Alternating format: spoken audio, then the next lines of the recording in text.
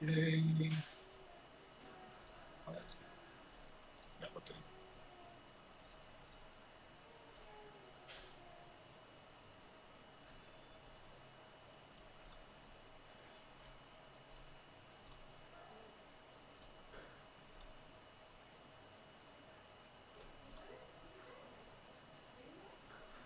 Oh, hell yeah.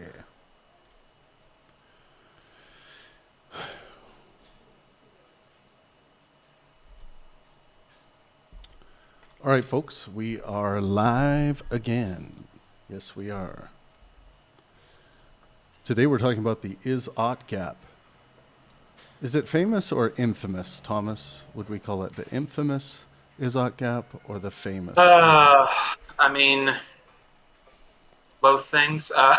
It's pretty infamous in philosophy because everybody's always trying to solve the shit out of it by like some binary simplicity of yeah is odds. You know, it's never that simple when it comes Right. to like a very serious like meta level paradox like this because when I see a paradox like this, I'm seeing people look at the top of the ocean and then being like, "There's nothing underneath this. There can't be anything underneath this, right?" It's like another joke was made one time, like you take a dip of water out of the ocean, like with a cup, and be like, "There's no whales in this ocean."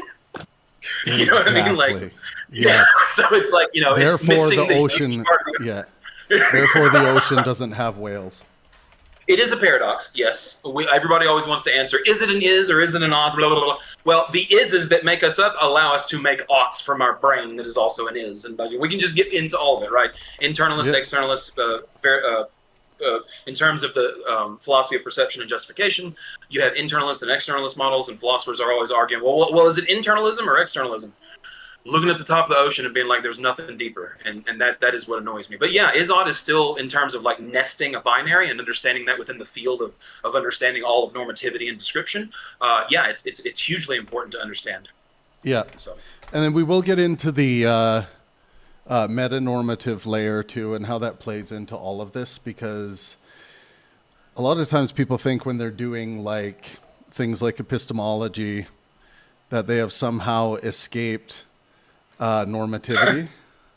yeah, And of course, we haven't in a meta sense.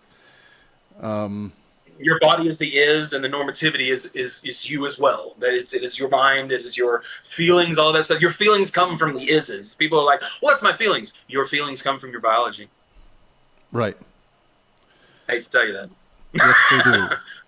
Now, So the is does join. not mean that it justifies the ought normatively or Exactly. morally. That is a nesting thing. That is a per context question. Yes, it is. I'm going Come on back. to just send this invite and then I'll get into my initial reading and then we will open this thing up. I hope Niv joins us today because, man, is he an interesting subject when it comes to this topic.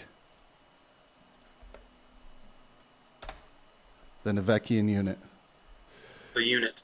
I mean, we've had so many conversations with Niv, and he's still playing in that zone of wanting to like make isness and oughtness united, because he sees that subjects are born of descriptive reality, and he thinks that means that they are united with regards to the is-ought gap. But so let's do this first.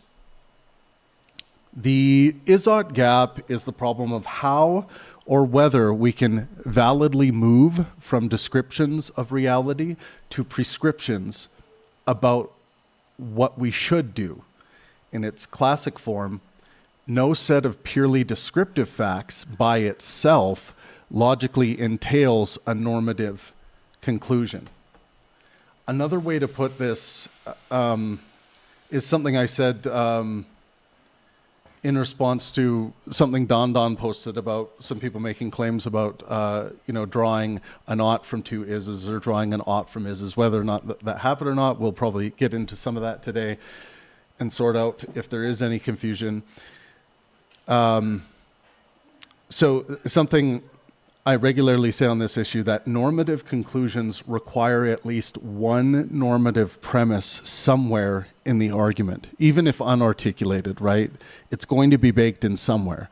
It's at least possible that someone has solved the Izot gap, and they can point to, let's say, the object of normative deliberation, what must be the object of normative deliberation, or morality, or what have you. So the conclusion being that facts alone can tell us what is, but they cannot by themselves tell us what should be.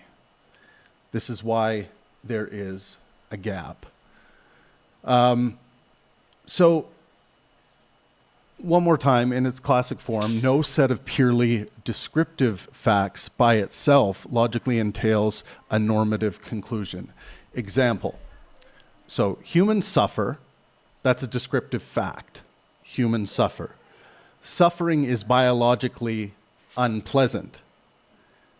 That is a fact as well, because suffering is dealing with that experience of the pain. Now, some people want to say that, well, what about people who, get off from pain? Well, then they wouldn't be suffering, right? What we're talking about, suffering is biologically unpleasant. Suffering reduces flourishing. True. Now, and then someone will say, therefore, we ought to reduce suffering. Right? So again, humans suffer. Suffering is biologically unpleasant. Suffering reduces flourishing. Therefore, we ought to reduce suffering. So people are using facts from reality, being reflective on those facts, and then putting a stake in the ground saying, we ought to reduce suffering. So Hume's point is not that this conclusion is false, that we ought reduce suffering. His point is that something was smuggled in. To get the ought, you need a normative bridge premise such as we ought to reduce unnecessary suffering. It doesn't just follow that because these things are the case factually, that means we must do X when looking at our behavior. Without that bridge, like the bridge we just mentioned, something like we ought to reduce unnecessary suffering, the conclusion does not follow by logic alone. Now, people who claim to have a truly objective, let's say, morality, so they claim to have bridged the Izot gap by way of, let's say, the Bible, right? Then they would say that it does logically follow because this is the source of good, so it logically follows that you must be following the source of good in order to be able to call yourself good. Even if you, by your own sentiments, come up with a different notion of what good means or right means, that doesn't matter, because that's just like your own subjective opinion, man. We have the Bible here, the object, the fact of what is, what is the case, which tells you the fact of what you ought do or what ought be the case. So the core insight here, the is-ought gap is not merely saying facts and values are different. It is saying descriptive premises only describe what is the case. Normative conclusions tell us what has reason-giving force. A fact can tell us this action causes pain. We can measure pain. Pain's a fact. But the fact alone does not yet say, therefore, do not do it. To get there, we need some standard of importance. Well-being, rationality, desire, satisfaction, dignity, flourishing, autonomy, divine command, social contract, virtue, etc. So the gap is a logical gap, not necessarily a metaphysical wall.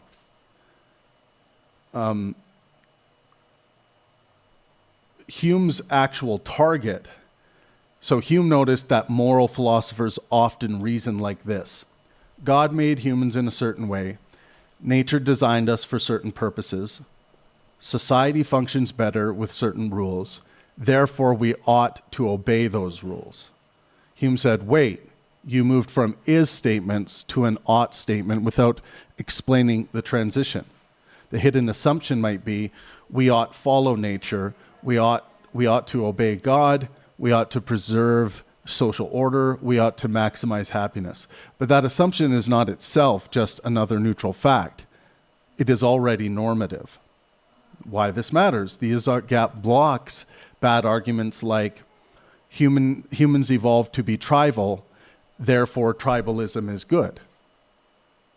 You know, this is why the naturalistic fallacy arises, and we'll get a little more into that here. Men are stronger on average, therefore men should rule. Nature contains violence, therefore violence is morally acceptable. People desire revenge, therefore revenge is justified. Societies have always had hierarchy, therefore hierarchy is right. These arguments commit what is called the naturalistic fallacy, or appeal to nature. They assume that because something is natural, normal, common, evolved, or historically persistent, it is therefore good. But cancer is natural, infant mortality is natural, violence is natural. Nature does not automatically equal moral authority. But facts still matter enormously. The Izzard gap does not mean facts are irrelevant to morality. That would be a terrible misunderstanding. Facts are indispensable once we have a normative aim. For example, if we ought to reduce unnecessary suffering, then facts about medicine, psychology, economics, parenting, war, nutrition, and social trust become morally crucial. So facts cannot generate an ought by themselves, but they can determine what we ought do given some normative standard. Morality without facts is blind. Facts without normativity is inert. I thought Hizzle was in here. What? I thought Hizzle was in here. I thought I saw him in here. I'm sorry. Why would you say that now when I'm in the middle of reading? Oh, I didn't know you were reading. I'm sorry. I just joined. Travis, didn't you hear the beep? My apologies. Yeah, you were no, but when you come in, I joined. okay, when you come into a room like this, just listen for a little bit. I would appreciate that. The bridge premise. Every is to ought argument requires a bridge premise. Basic structure. Descriptive fact. X causes suffering. Normative bridge. Unnecessary suffering ought to be reduced. Conclusion. Therefore, we ought to reduce X. The controversial part is not usually the factual premise.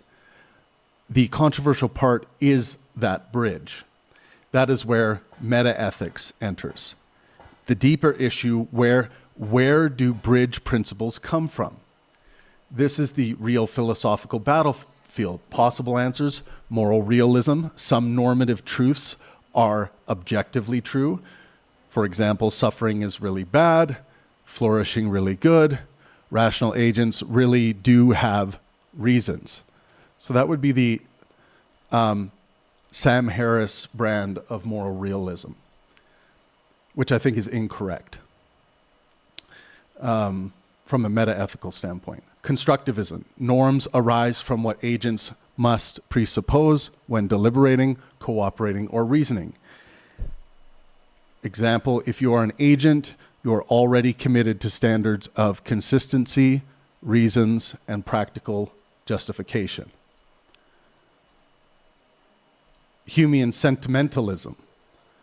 Moral norms arise from human sentiment, sympathy, aversion, and social emotions. For example, we care because we are the kinds of creatures who feel concern, pain, attachment, and resentment. This is the position I hold to, Humean sentimentalism. Now, that's my metaethical position when it comes to where I believe ethics arises from. It arises from how we feel about propositions, how our sentiments interact with propositions. Now we get to utilitarianism and well-being ethics. The bridge is grounded in conscious experience. States of sentient well-being and suffering are the morally relevant things. Now, this, combined with moral realism, is the Sam Harris position. But I don't think it addresses the real problem of the is-ought gap, which sometimes Sam Harris will excuse away as a pseudo problem. But we can, of course, try to dismiss that away and say, I don't think it's worth my time, or it's relevant to the way, you know, I view ethics or whatever. But that doesn't solve the logical issue between is and ought. So the problem still exists, even if you don't want to consider that in your worldview. And of course, in a deontological sense, my moral quest arises from, you know, maximizing well-being principles, positive utilitarianism. But it's not something that is, you know, I believe is at the foundations of what give rise to those kinds of sentiments. I think there is a biological layer under that, and that is our feelings, our sentiments that do that selecting for us. Nietzschean genealogical critique. Moral bridges often disguise power, resentment, fear, or herd psychology. So ask who benefits from this ought, is what Nietzsche would say. Error theory. Moral claims try to state objective truths, but there are no such truths, so moral language is systematically mistaken. And I always thought that error theory was just like, they're just dealing with those who try to claim that there are fundamental objective moral truths. So error theory is right about those people, but that doesn't give license to say that moral language is systematically mistaken. That's ridiculous. It's dealing with it. What it should mean is that, you know, quote unquote objective moral language is systematically mistaken. That is something I would agree with. So, yeah, I mean, there are a lot of different things we can get into with regards to the is-ought gap. But as far as I'm concerned, like throughout human history, there have been many people who have claimed to solve the is-ought gap. A lot of these people are making religious claims. Some people are playing moral realism and making statements like, you know, because it's descriptively true that all, you know, ethical deliberation comes from conscious beings, then that means that consciousness is the bridge between the is and ought layers. And I would say that that's ridiculous. I don't see any reason to believe that. But yeah, I mean, we can open it up. I'm glad we have Trey joining us today. I want to go to Thomas for a bit. Thomas, we just went through the is-ought gap here, some of the different things to consider. What are your thoughts? I know you've studied this so much. So. Yeah, I mean, we can get into metanormativity, normativity, metaethics, ethics, but if we're just talking about oughts, which is the most important part here, the most foundationally atomistic part of what we're talking about, I'm trying to define oughts when there are no absolutes and no nihilism and no bullshit, right? That's what I want to know, is what are the oughts in that field of understanding and thinking. I think ought is probably the most dangerous word in philosophy, because it breaks people for some reason, because oughts have usually been used to like shame and coerce people, dominate people, spiritualize control, right? But eliminating ought basically just, like you said, leads to paralysis and moral emptiness, abdication of moral responsibility to each other, and quiet cruelty disguised as neutrality. We see that all the time. So the way that I look at it is, I'm trying to rescue it. So like in general, the core problem with traditional oughts is, most ethical theories treat oughts as like one of the following: logical necessity. If you accept X, you must do Y. Moral fact: you ought do this because it's objectively right. Rule command: you ought do this because the rule says so. Outcome maximization: these are all things we know, consequential, blah, blah, blah, right? I'm just generalizing here. Yep. But I think all four of those fail because they ignore our agentistic finitude, our agentistic uncertainty, our lived context, our competing goods and needs, the structural harm of our intersubjective interactions, the dialectic, everything else, just interactions in general, and temporal consequence, right? Because everybody wants to look at is ought as if it's a static snapshot. And it's not. We live in a dynamic, we live in a dynamic, embedded, recursive existence, and as far as I can tell. And so all of that's basically pretending that ethics happens in a vacuum, and doesn't.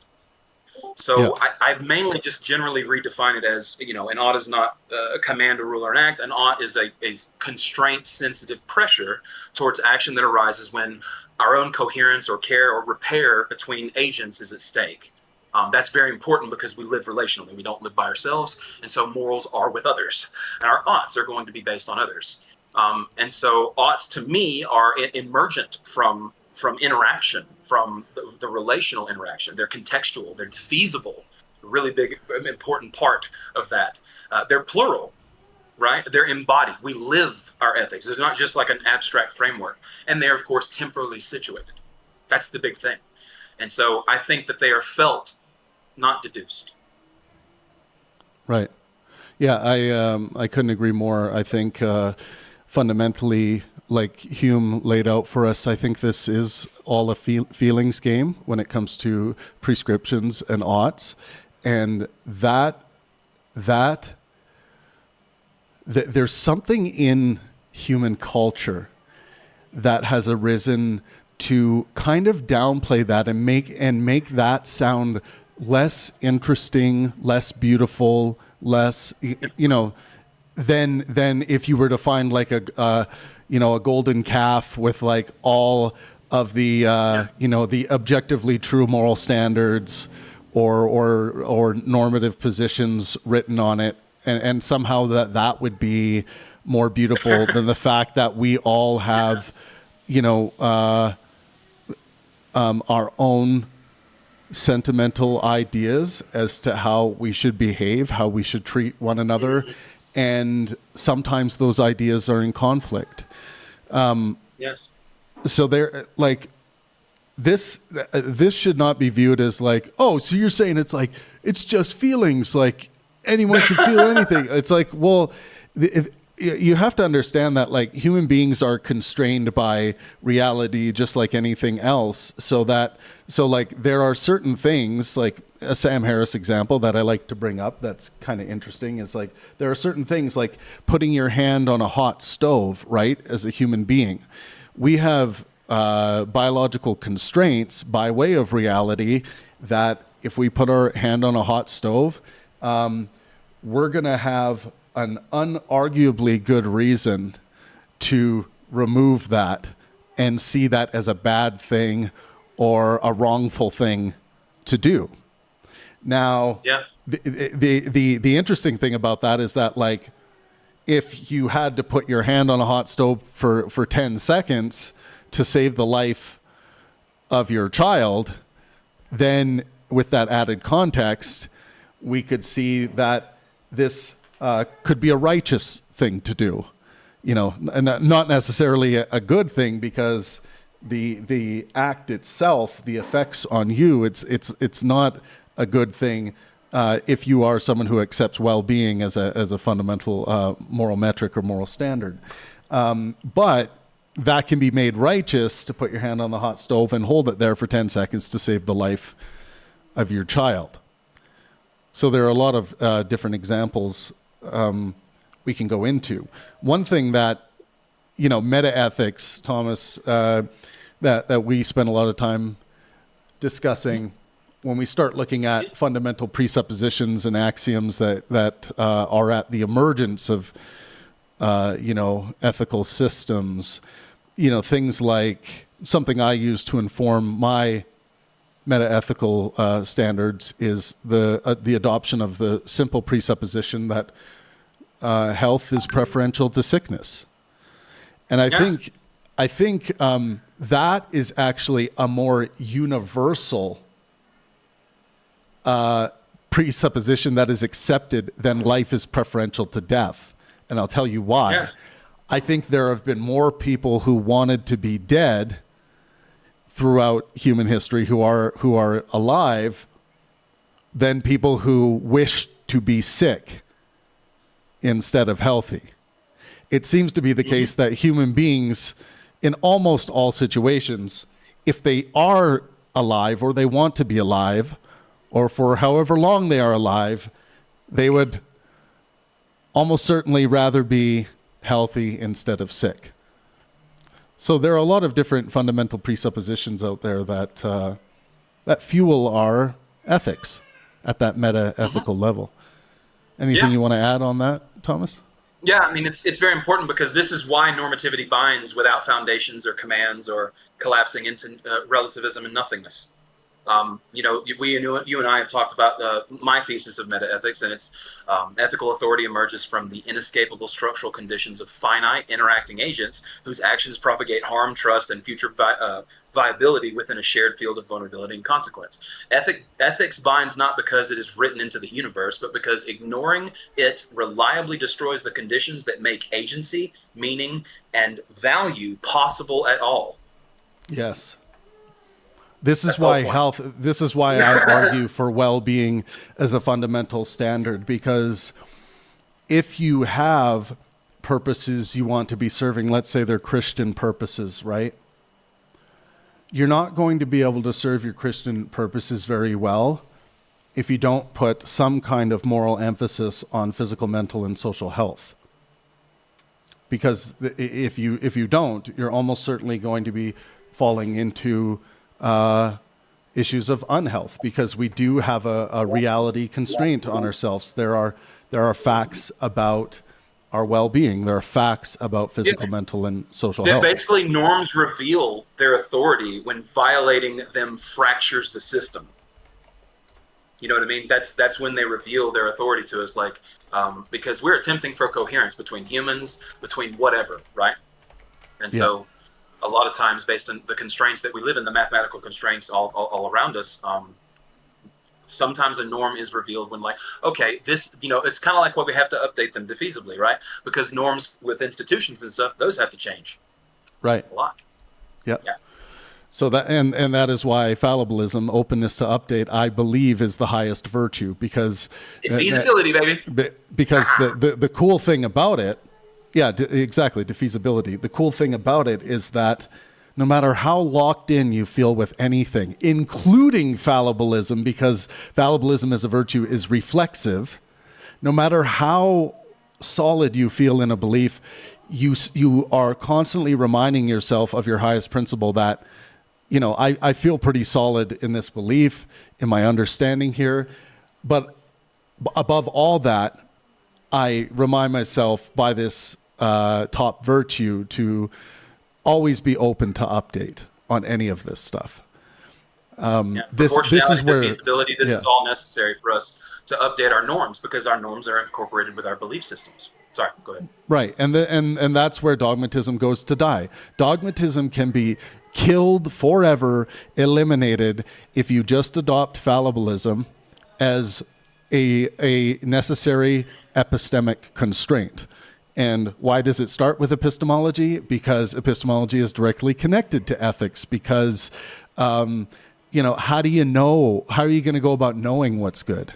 How are you going to know what are good standards of knowing what's good? Right? So there's even people who have not learned to articulate their standards for knowledge, or their standards for belief, or their standards for truth. We are all functioning with JTB. We're all functioning with an idea of truth. We're all functioning with an idea of justification. We're all functioning with acceptance or non-acceptance of propositions, i.e. belief. So, Yeah. Does anyone else have anywhere they want to go? I know we have Trey here, which is cool because Trey's a Christian, and I assume Trey believes he has a truly objective moral standard that would be, if it could be demonstrated to be the case, would be the elimination of the is-ought gap. What do you think, Trey? I think we're talking about talking here, right? Arguing about arguing. Meta ethics Yeah. is ought. What's your bridge? I think I might agree with your is. I might agree with your bridge. I might agree with your ought. Where I may disagree sometimes, it might be your bridge, depending on what values we have. But I think I would mostly disagree on something we're not even talking about, which is your prescription. I think once you prescribe something based on your is, bridge, ought calculus, then I think we would have to take a look at what happened. And then from there, we could judge the efficacy of your framework, and then we could either agree or disagree on whether it was good or not. So when you say, you know what, Trey, I am all about well-being, I can't be against that. That might be a part of my values. So when you say that, well, I'm all about well-being, so we need to try socialism where we take away some money from some rich people and, move some here and over there so everybody could be equal. Well, I might disagree there. So I'll disagree more on specifics when you get more specifics, not so much about arguing about arguing.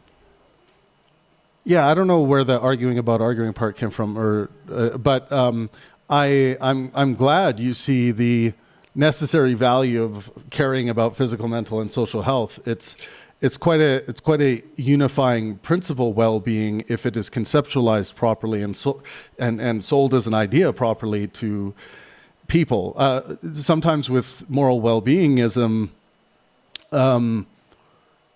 a Christian might feel like, oh, you're trying to rob me from my other aspects of Christian ethics. Well, I would only say that I would think that the aspects of Christian ethics that are demonstrably working to improve the facts of your physical, mental, and social health, though those are things, of course, I would approve of. It would just be anything within your Christian ethics that is causing a measurable detriment to your physical, mental, and social health. And I would see that as a problem. For example, if you were the kind of Christian that if you had a homosexual child and they come out to you and you're like, I have to disown you for this. The kind of torment and suffering that would cause with regards to your physical, mental, and social health, not only yours as a parent, I would imagine, but imagine what it does to the homosexual child. So those would be the particular doctrines that I would wish to go to war with in the war of ideas. But when Christianity is at its best, I would say, and this is coming from an atheist, I would say it's when it is focused on maximizing physical, mental, and social health for the believer and those they come into contact with.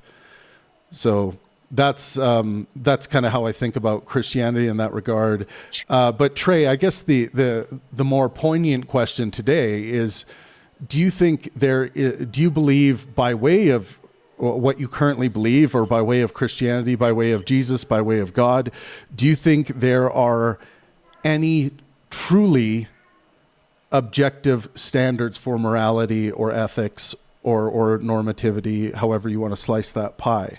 Like, is there any true objective moral truths with universal objective moral truths with regards to moral oughts? Well, I think that there has to be a base layer for everything for regarding morality. Otherwise, it would be subjective. So, so you mentioned the homosexual child thing. I know. I'm just going to keep it vague, but I have witnessed something like this before. Exactly how you said it. Disown, this and that. The effects on said child, not so much the effects, but I generally know what's going on. So, from what I know, the child, now an adult, by the way, completely seems happy. It completely seems like adult now. It is, from my perspective, has maximal well-being, even though the parent did exactly what you said, disown. So I don't even know if maybe in this case, your bridge or your ought. I would agree that like a parent fundamentally has to accept and embrace and nurture that, because from what I see in this one case, the adult has, from my perspective, maximal well-being. They're doing great. So if we want to narrow down on that specific example, I mean, what would you say to that?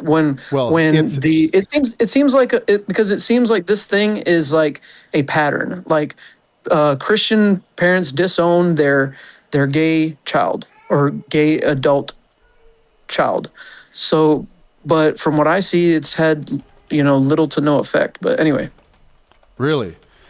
Okay. Well, we'll get into the effects of disowning a gay child next, and I'll read some stuff into the record, and because we do want to deal with these branch issues, and then I will come back to you, Trey, because I don't know if I've gotten a clear answer whether you believe any kind of moral sentiment or more moral statement, moral proposition is absolutely incontrovertibly true, in that it's just it's a fact, like what rocks are made of are facts. Like the fact that we're sitting here right now. But let's go through since we open up this moral can of worms here. So the effects of disowning a gay child are often profound and can last for decades. The research consistently shows that family rejection is one of the strongest predictors of poor mental health outcomes among LGBTQ+ youth and adults. Psychological effects. When a parent disowns a child because of their sexual orientation, the child is often forced to confront not just rejection, but the loss of their primary attachment figures. Common outcomes include increased depression, higher anxiety levels, lower self-esteem, chronic feelings of shame, loneliness and social isolation, increased risk of substance abuse, greater risk of suicidal thoughts and suicide attempts. The rejection is particularly damaging because it comes from the people whose acceptance is usually most important during development. Physical health effects. Family rejection doesn't just affect mental health.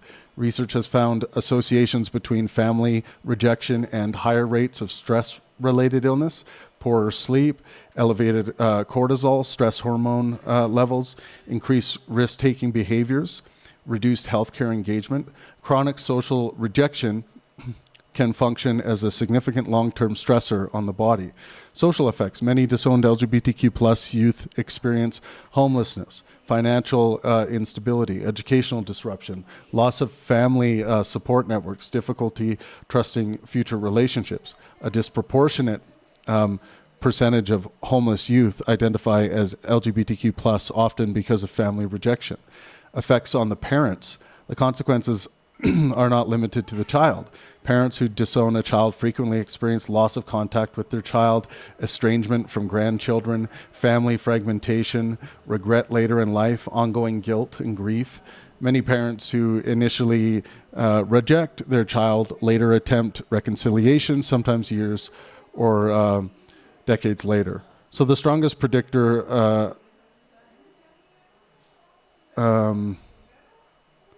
there's that, and so this is the like studied common effects of these situations when it comes to the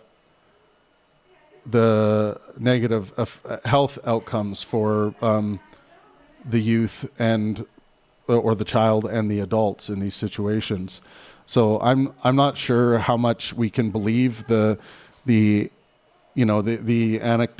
anecdotal case you brought up, Trey. It's not that it's impossible.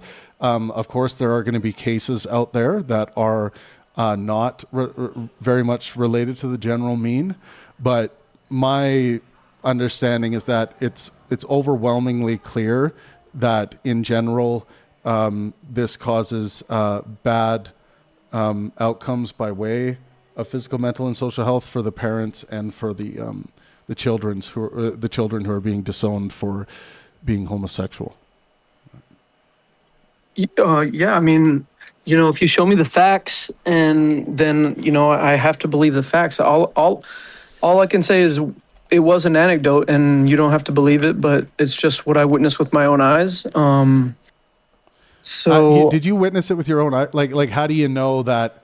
For example, I'm just trying to understand how you assess these personal experiences.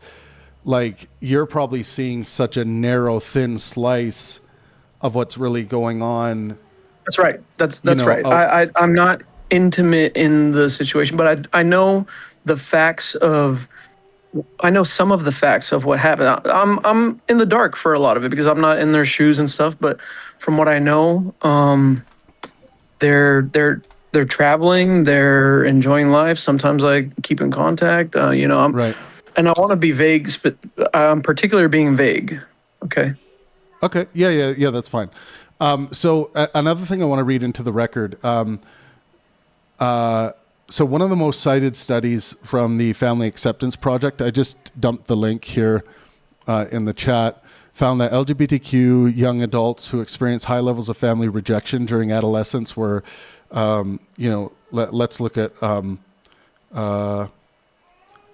going to say S-side attempts for the YouTube algorithm, 8.4 times more likely when it comes to the increased risk to have S-side attempts. Severe depression is 5.9 times more likely. Illegal drug use is 3.4 times more likely. Unprotected sex is 3.4 times more likely. So these comparisons were made against LGBTQ youth who experience little or no family rejection. So another major study found that LGBTQ individuals who reported low family acceptance as adolescents were more than 3 times as likely to report S-idle thoughts and S-idle attempts compared with those who experience high family acceptance. For transgender individuals specifically, a large study found that family rejection was associated with significantly increased odds of S-side attempts, and the risk increased as rejection became more severe. So a complete disownment, I think, would be probably the most severe aspect of this.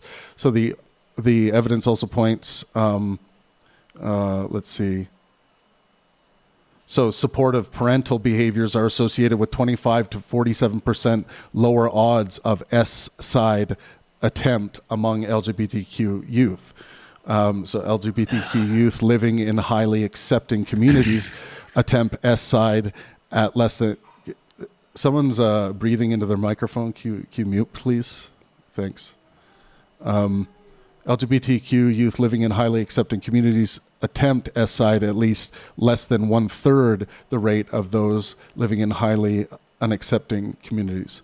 So from a well-being perspective, one of the strongest findings in the literature is that psychological harm is not primarily caused by being gay, of course. It is largely associated with rejection, stigma, ostracism and loss of belonging. So hopefully, maybe Trey, there's something to consider there with regards to the statistical realities and evidence. I know there are people Absolutely. in our server. There are people in our server here who have experienced these very things in their life, being rejected by family for reasons related to their sexual orientation. So, Yeah, absolutely. I'm not here to dispute the science or facts or anything like that. Um, so let's do. I guess we could do an is, bridge, ought, and prescription, and see if I were to disagree based on your the facts and your moral framework, and then go from there. Or how do you want to do it? well, I mean, I guess I'm still curious about the fundamental question of the day, and I'll be curious to interact with anyone that comes in thinking that like God has handed to them in some way or another something that solves the is-ought gap. Like a lot of Christians are going to claim that I have capital T truth, objective morality by way of my Christianity. Not all Christians are going to do that, but many who I talk to about morality think that they do have like the the missing link when it comes to the is-ought gap. They're like, here's the Bible, this is it. Is there anything like for example, any kind of like the Ten Commandments, right? What do you think about the Ten Commandments? Are these things objective moral facts handed down from God, like when it comes to what it means to be objectively good, or are these subjective, like just like my own moral system is subjective? That's a good question. They're laws given to Moses in the Old Testament, so that the people, I believe in the context, they were given to the people to kind of calm them down while they were traveling through the desert in, I guess, what is now, I believe, Saudi Arabia, for 40 years and for 40 years, yeah. But when you ask me, do I have objective truth? When you said that, I thought of Jesus saying, "I am the way, the truth, the life." So in that sense, I would say we do have a moral foundation. But I guess the And question is about that. I have a moral foundation too, but the question would be, and it sounds like you might not believe this is the case, but which would be interesting because I've met many Christians as well that don't believe they necessarily have access to a truly objective morality or truly objective good or righteousness. But that layer you're saying Jesus has provided. As it stands right now, are you convinced of the proposition that Jesus provided the layer for what's truly objectively good, or truly objectively bad, or truly objectively right, or truly objectively wrong? And then yeah.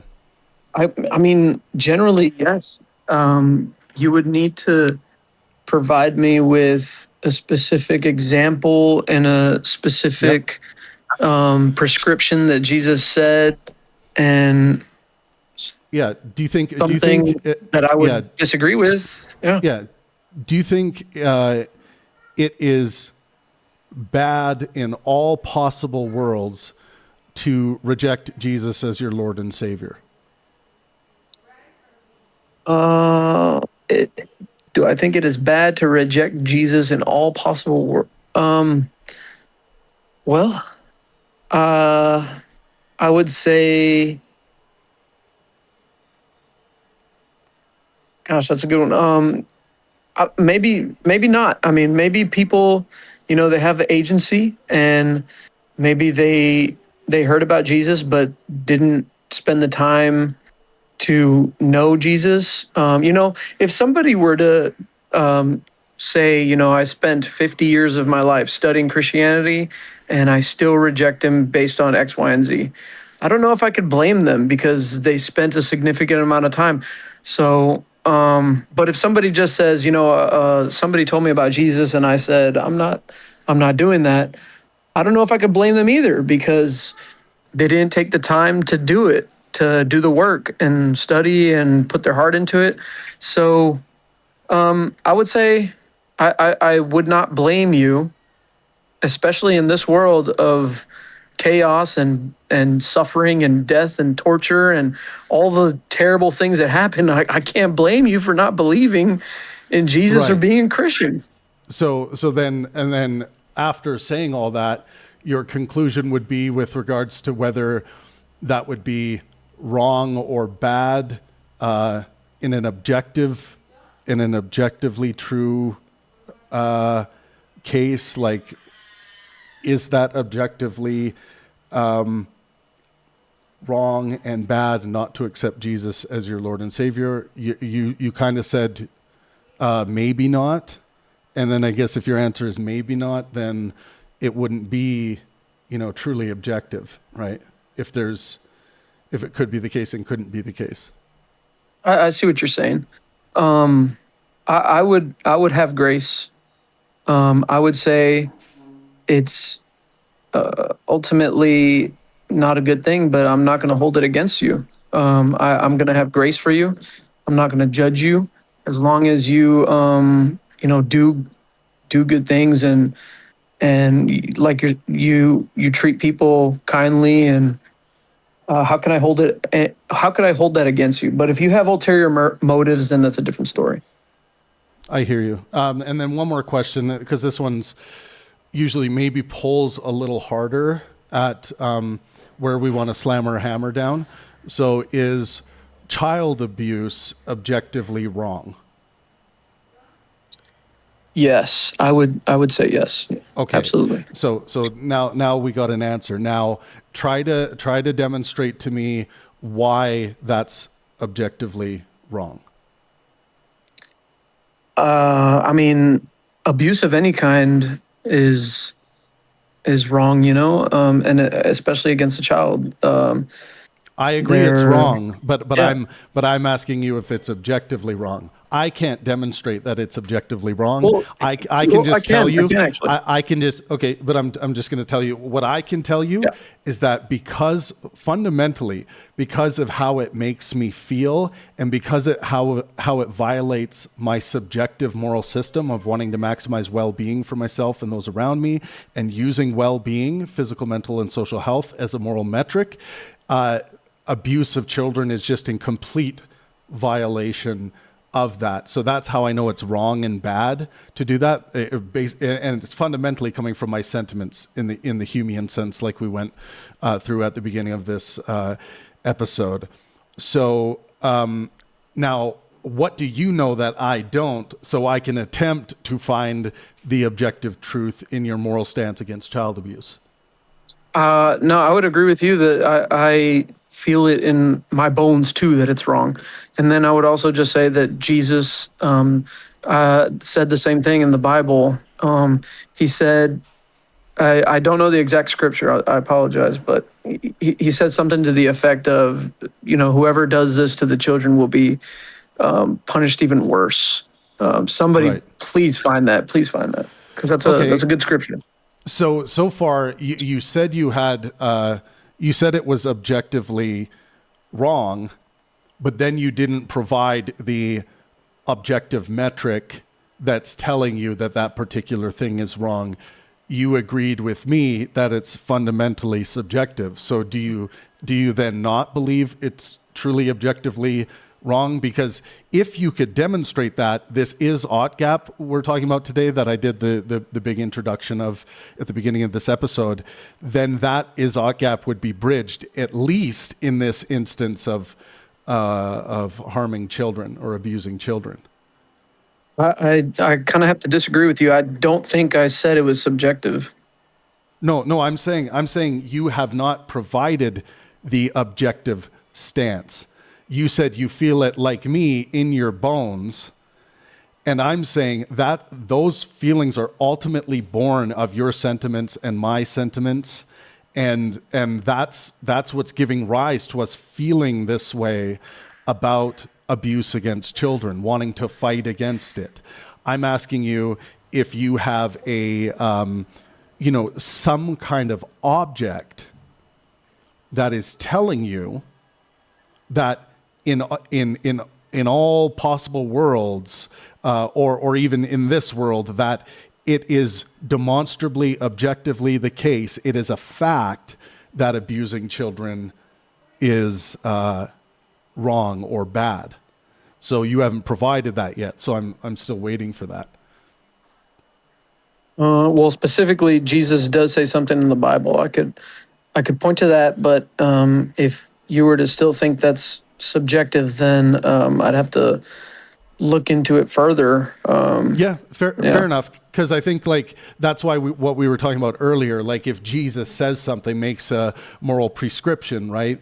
Do you view what Jesus says is just objectively true? It's just a fact when Jesus speaks to the moral ought, that those are facts, that if you're not following those, then you're just demonstrably wrong or bad with regards to that moral proposition. So it sounds like you still need to do a bit more digging. Let's bring in some comments about Trey's position here first. Feel free to unmute. It looks like Robin unmuted. And then I don't want to forget, because they made a comment, Driftonwood says that they have a truly objective moral standard. So I want to go to Driftonwood after this, but let's get some comments on Trey's position here. Well, Driftonwood said that they were going to cook supper. So if you read that, so they said it'd be about an hour before they could do that. Okay. Oh, okay. Yeah. Okay. Okay. Okay. Yes, I know what Trey's talking about in there. About the least of these. The least of these is, but if we go with the Bible, then we also can go back to where God mandates that if you have an unruly child, you are to take him out to the gates of the city and stone him. Spare the rod, spoil the child is another part of the biblical treatment of children.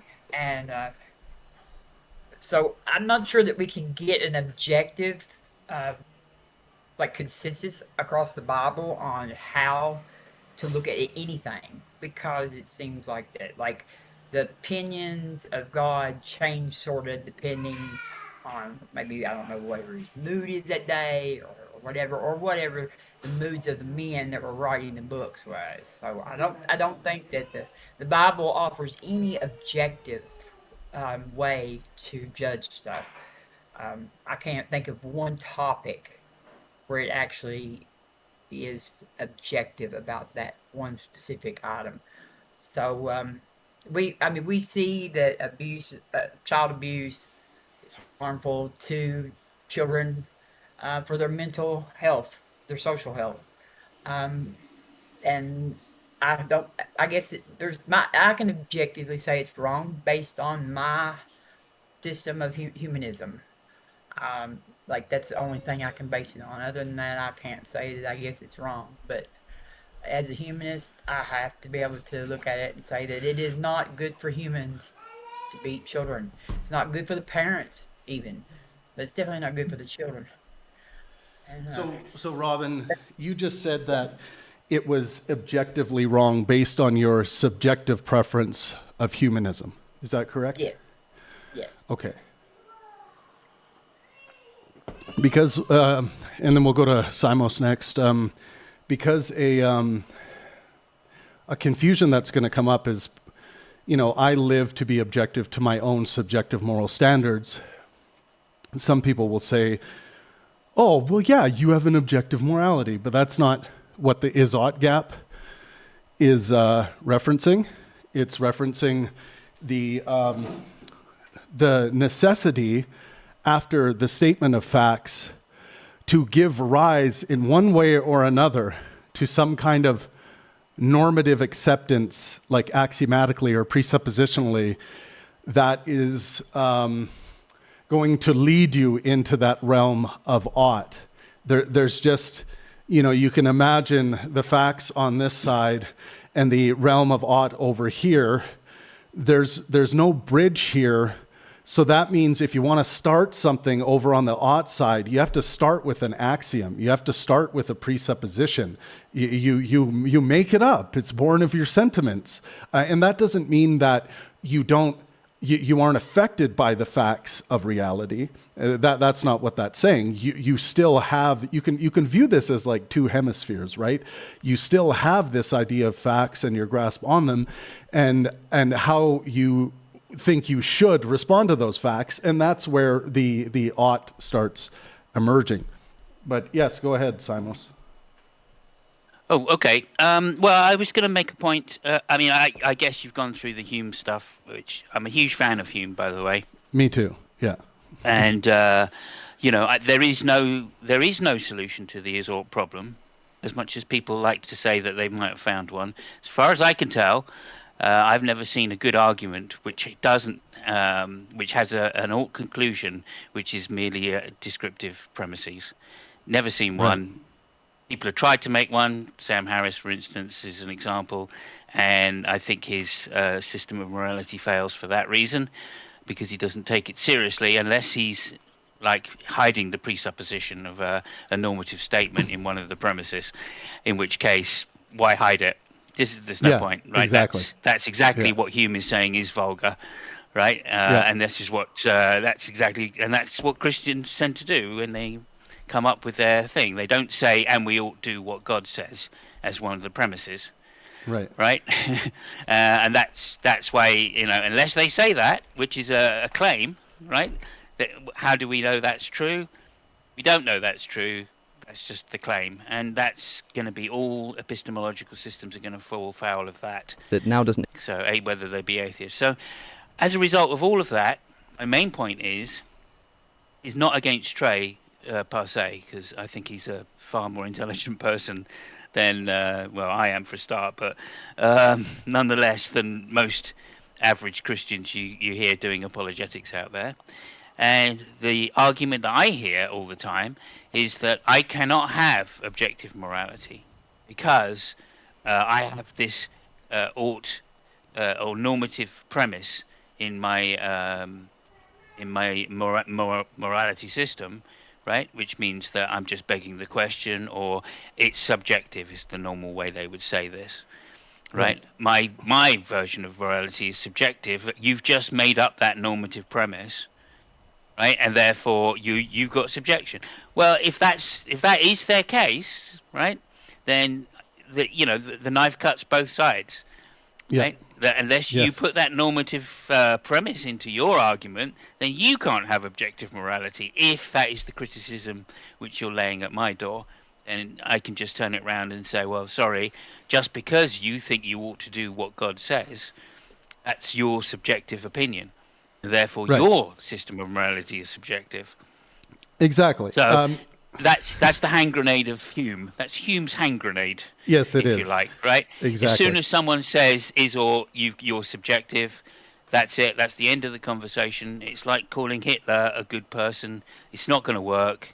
And however far you go down, it's the end of the conversation. So that's it. Right. I guess that's all I've got to say, really. Yeah. Well, thank you, Simos. That was great. Anyone else want to weigh in and respond to what Simos was saying? Trey, did you have something in response? Well, I was just thinking. So Christians, we say we have objective morality, and everybody else kind of tends, well, maybe not everybody else, but let's say humanists believe that they have that morality is subjective. Is that right? Generally? Say that again. Say the last part again. Humanists believe what? Humanists believe that morality is subjective. Well, a humanist is going to generally believe that fundamentally it is a subjective preference to be a humanist, but they believe that you can be objective to humanist standards, just like, you can, many humanists are going to agree that in the promotion of physical, mental, and social health, and we can actually objectively measure, there are facts about physical, mental, and social health. but you have to make the initial axiomatic subjective stance, and one of the axioms that's typically at play with humanists, for example, that is in acceptance that can lead to humanism, is that health is preferential to sickness. It's that, I think, and I was saying this a while ago, but that is, I think, more universal than accepting the axiom that life is preferential to death. I think there's way more people that have wanted to die, I think, in human history than there have been people who want to be sick. You know what do you understand what I mean by that? Does that make sense? Yeah, that's so interesting. I would say that with those two axioms, first principles, how could you even know that life is preferential? How could you even disagree with life is preferential to death when you weren't even alive? Because I can tell you why. Because some people deal with such deep levels of grief. I knew someone who took their own life because his wife and two kids were killed in a horrible car accident. He couldn't handle it. He eventually switched to preferring death to life, and he took his own life. So there are things that can, yeah. I can't so blame there are him. things that we can come into contact with within the purview of our experience that would test that switch. You know, that life is preferential to death. I can see many circumstances, including people who are in, hospice care or in fourth stages of their cancer battle, who eventually come to I think a justified, a righteous decision because it comes from their own volition, that they now would prefer death to life at this point. And I think I can see, I don't think anything, this is why it's important to talk about good and bad separate from righteous and wrongfulness, but I don't see anything good about that situation at all, that they have to choose this or that they have to go through the suffering. But I see, a deep righteousness in someone making that choice when they are of sound mind to state clearly and to act upon that idea that death is now preferable to life. So Travis, I'm just one last question, and then I'll shut up unless somebody has a question for me. I want to ask you, being that we're talking about Izot and how you just said you kind of need a first principle to justify these things. Even a Christian might need a first principle. A Christian might say, God is good, God is great, and a well-beingist might say, well-being is my first principle. So Yes. And you can correct that if I'm wrong. But what I wanted to ask you is, would you value truth itself over well-being? And the trolley, I don't. This is the only trolley I want to bring up. I don't want to do trolleys again. But would you force a people to take some kind of scientific revolutionary drug that increases well-being? Would you be okay with that? And that's No, I so. wouldn't So the force- thing we're no, balancing no, is I wouldn't force. okay. Yeah, people the to thing. do that. That's what I was going to say. The thing we're balancing is force, freedom, and well-being. Yeah, no, I wouldn't force people to take medication. I think there is something really important with regards to people's physical, mental, and social health that deals with coercion and being forced to do things, especially in situations like that when it feels like a violation of your autonomy. It's different than like being forced to follow the speed limit on the road than someone putting something into your body. So to answer your question, I wouldn't be okay with that.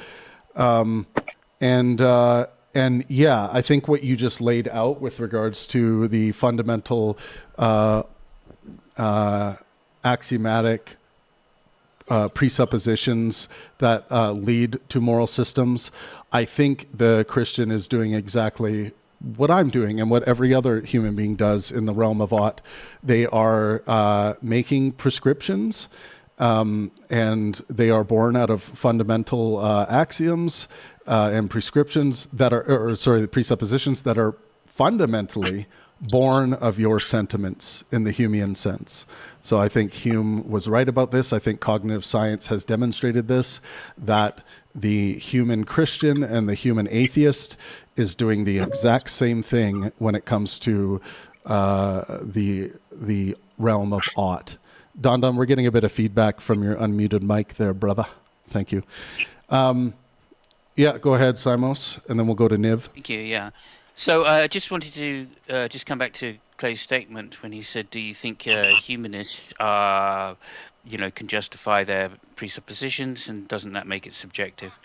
And that's exactly what I addressed when I said my piece. So I just want to go over that with you, if I may. Is it Clay? Is it? Yeah. Trey. I beg your pardon, Trey. Thank you. So yeah, like my point here, or my point was that the theist has to do exactly the same process, right? They have to introduce a normative premise, right, a term which allows them to get to the conclusion from their is statement or descriptive statement, God exists or something like that, that you should then, or to make, to give you some moral foundation or moral conclusion. Right, so that's the point I want to make. And when you said, well, yours is subjective, right, that's the point of the is-ought gap, right, is to show you that you are just as fallible or just as suspect to being able to do, or you can't derive from is statements an ought conclusion, right, which means you have to introduce some normative word in a premise to bridge the gap from your is statements to your ought conclusions, right? And you can't have objective morality without getting to the ought conclusion. But the reason, so firstly, that's my first point. So when you say humanists have subjective, right, that's your bias, right? And I don't think you understand the full force of the is-ought gap, which Hume's saying, right? Because it applies to theists as well as it applies to non-theists. So that's the real crucial part, I think, about this particular, or what Hume is bringing up. Okay, that's why he calls religious systems vulgar, or one of the reasons why. It's not the most important reason. So, do you want to respond to that first before I make the next point about objectivity?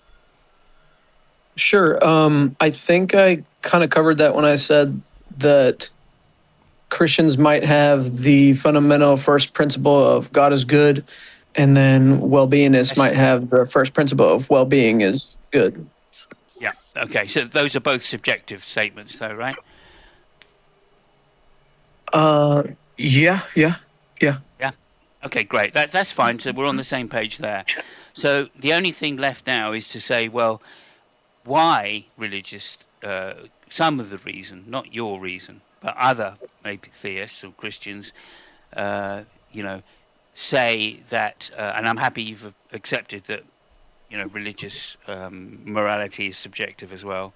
That's fantastic. But I would say, or at least subjective in the sense that it's a priori, or it's an a priori fact that their objective has been discounted. Let me put it that way. Right, because that's the key thing. That's the move that I think theists make quite often, which is why they're quite happy to lever Hume against the atheist, but don't understand that it applies to them. And that is just to say that the premise that they introduce of God being good, they think that's just an a priori. That's true a priori. And they've actually got no justification for thinking that. Right? Because, they're going to try and argue that, like, an all-powerful God, it would necessarily be all good, right? So they're going to Yeah, start making absolutely. arguments like that, and then you ask, like, well, why does Well, that have to that's follow? false. Yeah, That falls yeah, foul of Hume's is alt gap again, because they're saying God is like this, right. right? Well, And therefore yeah, we have a normative conclusion. Well, that's not true. You still need a bridging premise to get between God is like this to having some kind of justification for the moral conclusion that God is good. Right, right. so it doesn't work. It's just an infinite regress of justifications, It and is. Yeah, that's the problem, right? So the theist, or the atheist, and the humanist in particular, in my case, is not arguing that we have some kind of a priori justification um, for our bridging premise, which has got the normative statement in. What we're arguing is that there's an a posteriori reason, right, which is giving us an objectivity. In other words, it's justified after the fact that we have taken this assumption that if this is true, this normative premise is true, then it will be demonstrated that XYZ is going to be the case, or XYZ is 100% the case, right? Whether that's normative or not. And that's the point, I think, which is really key between the way theists try to argue, not you necessarily, and you certainly didn't argue that way just now. But in general, theists will come up and say, no, God's morals are objective, and you can't have moral objective because it's not a priori. That's not the definition of objective that generally, humanists are using. They're genuinely saying if this normative case is true, then we should see some predictive results in the real world. And in fact, when we look at the real world, we can see that reduction in harm and these principles, which we are assuming to be true before the fact, in fact do help society. They do make a better society to live in, given that there are, I don't know, particular like what's the word I'm looking for? Who was the guy that came up axioms, with the presuppositions. who was the guy that came up with if you don't know, I'm just going to say it crudely, if you don't know who you are in a particular moral situation, you have to choose. Do you want to be the slave or the master? But you don't get to choose that. Is slavery John good? Rawls. John Rawls, Veil of Ignorance. Thank you very much, Rawlsian. Thank you very much. So there's the Rawlsian test, for instance, we can do a priori and say, look, this is a justification for thinking that the assumption that our normative statement is true is in fact justified. So I think that's the whole thing in a nutshell for me. Amazing. And the way I see it. Well, thank you, Simos. I promised Niv next, and then we'll bring Don in because I think Don's been wanting to get in. Go ahead, Niv. I didn't say anything. Oh, you were unmuted.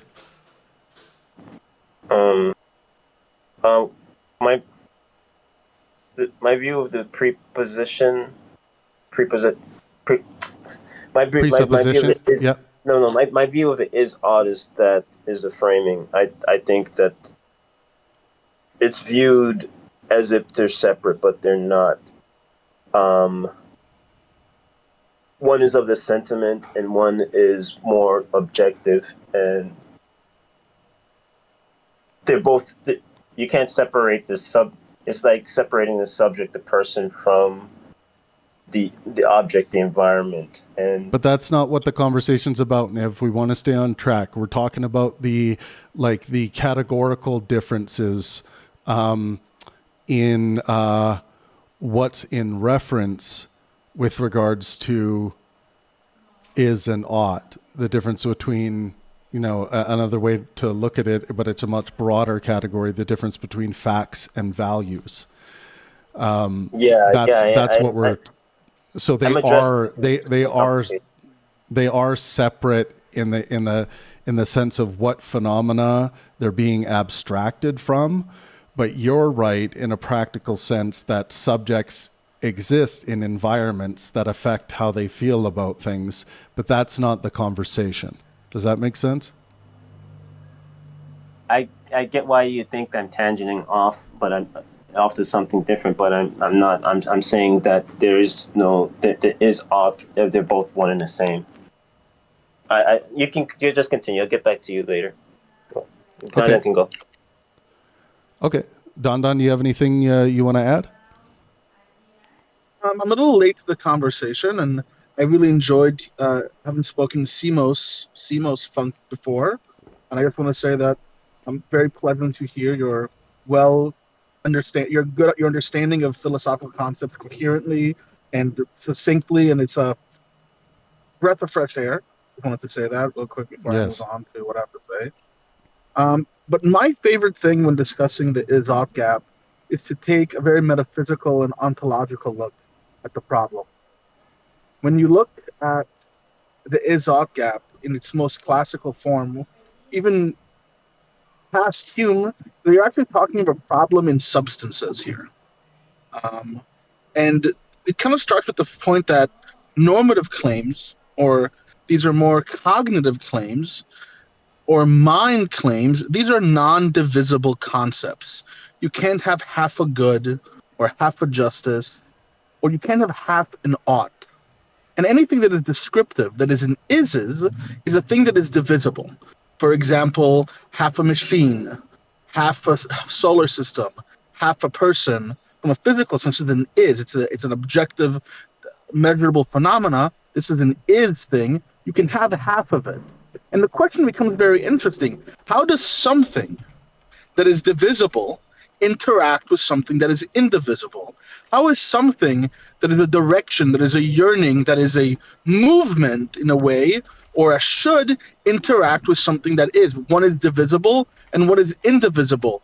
And this is one of the biggest problems philosophy has, not just in a Humean sense, but even in an ontological, metaphysical sense. And when you can actually solve that fundamental thing, indivisible mind concept, mind-like substances, and so an indivisible mind-like substance and divisible physical-like substances, if you can solve that problem, you can as well solve the is-ought gap. But that has yet to happen. That's all I wanted to add. Very, very good. And I was addressing that by saying they're both one and the same. The problem is Not one people and the see them same. as No, separate. they're not one and the same, Nivik, because they're not. Because we just talk, one is divisible and one is indivisible. They're literally not one, and that's the problem. There seems to be no coherent way to make them interact. I think that The ought is from the sentiment of what a person thinks they feel that something ought to be, and the is the reality of how things really are. No, And they're well, separate. Odds are also they're not real. separate from one Nivik, another. odds are yeah, also odds real. are real. Odds are also real. So, like there are facts about intersubjective space, Niv. It's a fact. Your moral sentiments, your moral oughts, are facts in intersubjective space. Just because they aren't facts in the same way that a rock is a fact that you pick up off the ground, that it's a fact that exists. Your moral sentiments exist as facts as well. They just, yeah. This might be an interesting way to put it. We can have half a meter, but what you can't have is half of how long a meter should be. That's a Yes. different normative and descriptive. You can have half a meter, which in itself is a normative concept, but you can't have half of how should long a meter be. And here we're really getting into the metaphysical problem of the is-ought gap. Right. Trey, you asked an interesting question that it was part of a few questions you asked me, but I think I forgot to address it. You asked, what do I make more primary, truth or the maximization of well-being, physical, mental, and social health? And it's an interesting question, and the answer is, the total answer is it depends on the circumstance. There are circumstances where if my daughter was dying of leukemia on her last few days left of life in the hospital, she's going to die at any moment, and she says, and she understands that, that she has learned throughout the years that her daddy is an atheist and doesn't believe in the afterlife, but I think it would make me a moral monster if I made my my strongest epistemic positions most important in that moment over my child's physical, mental, and social health. For example, if she was to ask me and say, "Dad, I know where you're going. I heard about," well, I want to finish just for the record. Okay. Yeah, I heard about, afterlives, and I believe I'm going to have an afterlife, and I think there's going to be angels, and there's going to be grandma and grandpa are going to be there, and I can play with them again, and all of these things, and I know I'm going to see you there, Dad. Dad, I want to know if you know you're going to see me there too, and I think it would make me a moral monster to lean into what I think is true in that case. And what I believe to be true is that there are no afterlives. But for the sake of my daughter in that situation and her well-being, the righteous thing to do and the good thing to do is to tell her that, yes, I am, sweetie, I'm going to see you in the afterlife. And things are going to be better again because you're not going to be sick. And you're not, I'm as a moral well-beingist in that situation, my duty is not to the truth. My duty is to the well-being of my daughter. Now, that doesn't mean that in all cases, that calculus is going to be the best answer. But one thing we should say right off the bat, that if when it comes to your epistemic standards, if correspondence criteria of truth is what you make primary when you have access to corresponding objects in reality to the propositions that are being made, then almost always the truth is going to better serve physical, mental, and social health, the corresponding truth, what's actually going on in reality with regards to the objects in reality. But it's not so easy. Sam Harris wrote a very bad book called Lying, where he, as a moral well-beingist, tried to make an argument that lying almost fundamentally is a bad thing and an unrighteous thing. And there are so many examples that we could come up with here tonight that would just make you a moral monster if you didn't lie in certain given circumstances. The Anne Frank example is an easy one. You'd think it was. Yeah, you would think that one would be easy. Jordan but Peterson didn't seem to be able to answer it. Well, yeah, it's people twist themselves into monstrosity sometimes ethically when they think they're being tricked, and it's like, no, try to use your damn imagination and put yourself into these situations and just think about it. Like, I think the leukemia daughter example is great. Like, can you imagine sitting there and being like, no, sweetie, I'm an atheist because of my relationship to correspondence criteria of truth, and there is no afterlife. Enjoy, your few hours and days of, like, you wouldn't have to say it that callously, but I think it's sick that someone would take that opportunity to make their strongest epistemic point and make that primary to their daughter's suffering and these last wishes she's having, these visions she's having of an afterlife with mommy and daddy and things like that. So yeah, I hope that answers your question, Trey. Travis, sorry, one second. I interrupted you, Travis. I interrupted you because I didn't even want you to go through the simulation of that thought. So that I know just thinking that was tough.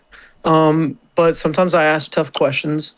So No, that's a good. What you asked was a good question, and it's a poignant question to this conversation because I will tell you, you don't understand how many humanists I've talked to and got into very passionate, albeit good faith, helpful exchanges, but very passionate disagreements on that very question, where people make truth primary over anything else. It's a Richard Dawkinsonian position that truth is the ultimate good, and it couldn't be far from the truth, in my opinion.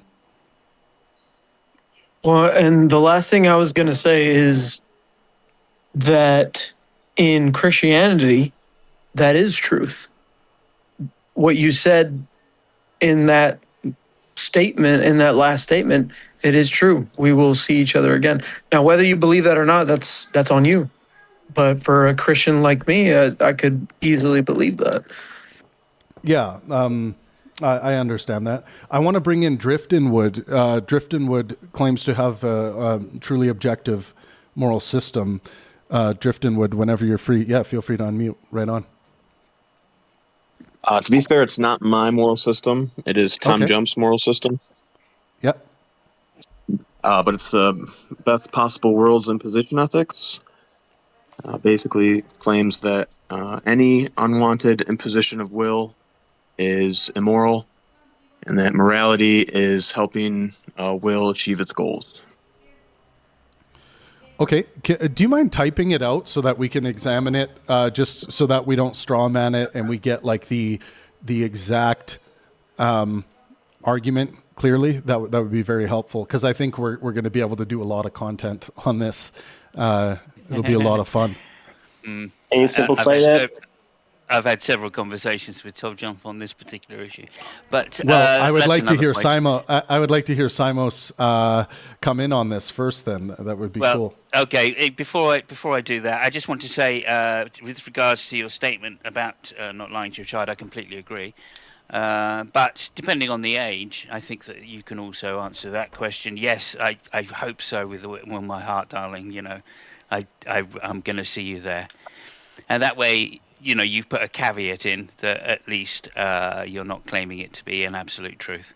Whereas if you say yes, it's an absolute truth, I think you are, in some sense, leading into indoctrination of necessary falsehood. And I think that might be harmful in the long run, when there is a simple way around it, which is just to add a caveat and say, look, you know, and you don't have to emphasize the caveat. You can still emphasize the absoluteness of the statement, but when they come to look back at it, you can say, well, that's not exactly what I said is hope, when they're older and they can appreciate the difference, you know.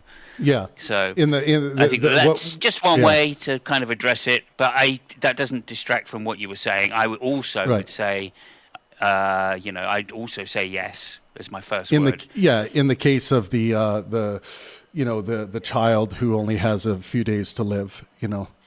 Yeah. It's, is it Dan? Is he gone? He's gone already. I was going to say something. I was going to say something about dualism there. I think he was comparing the Isildt gap to dualism in some sense.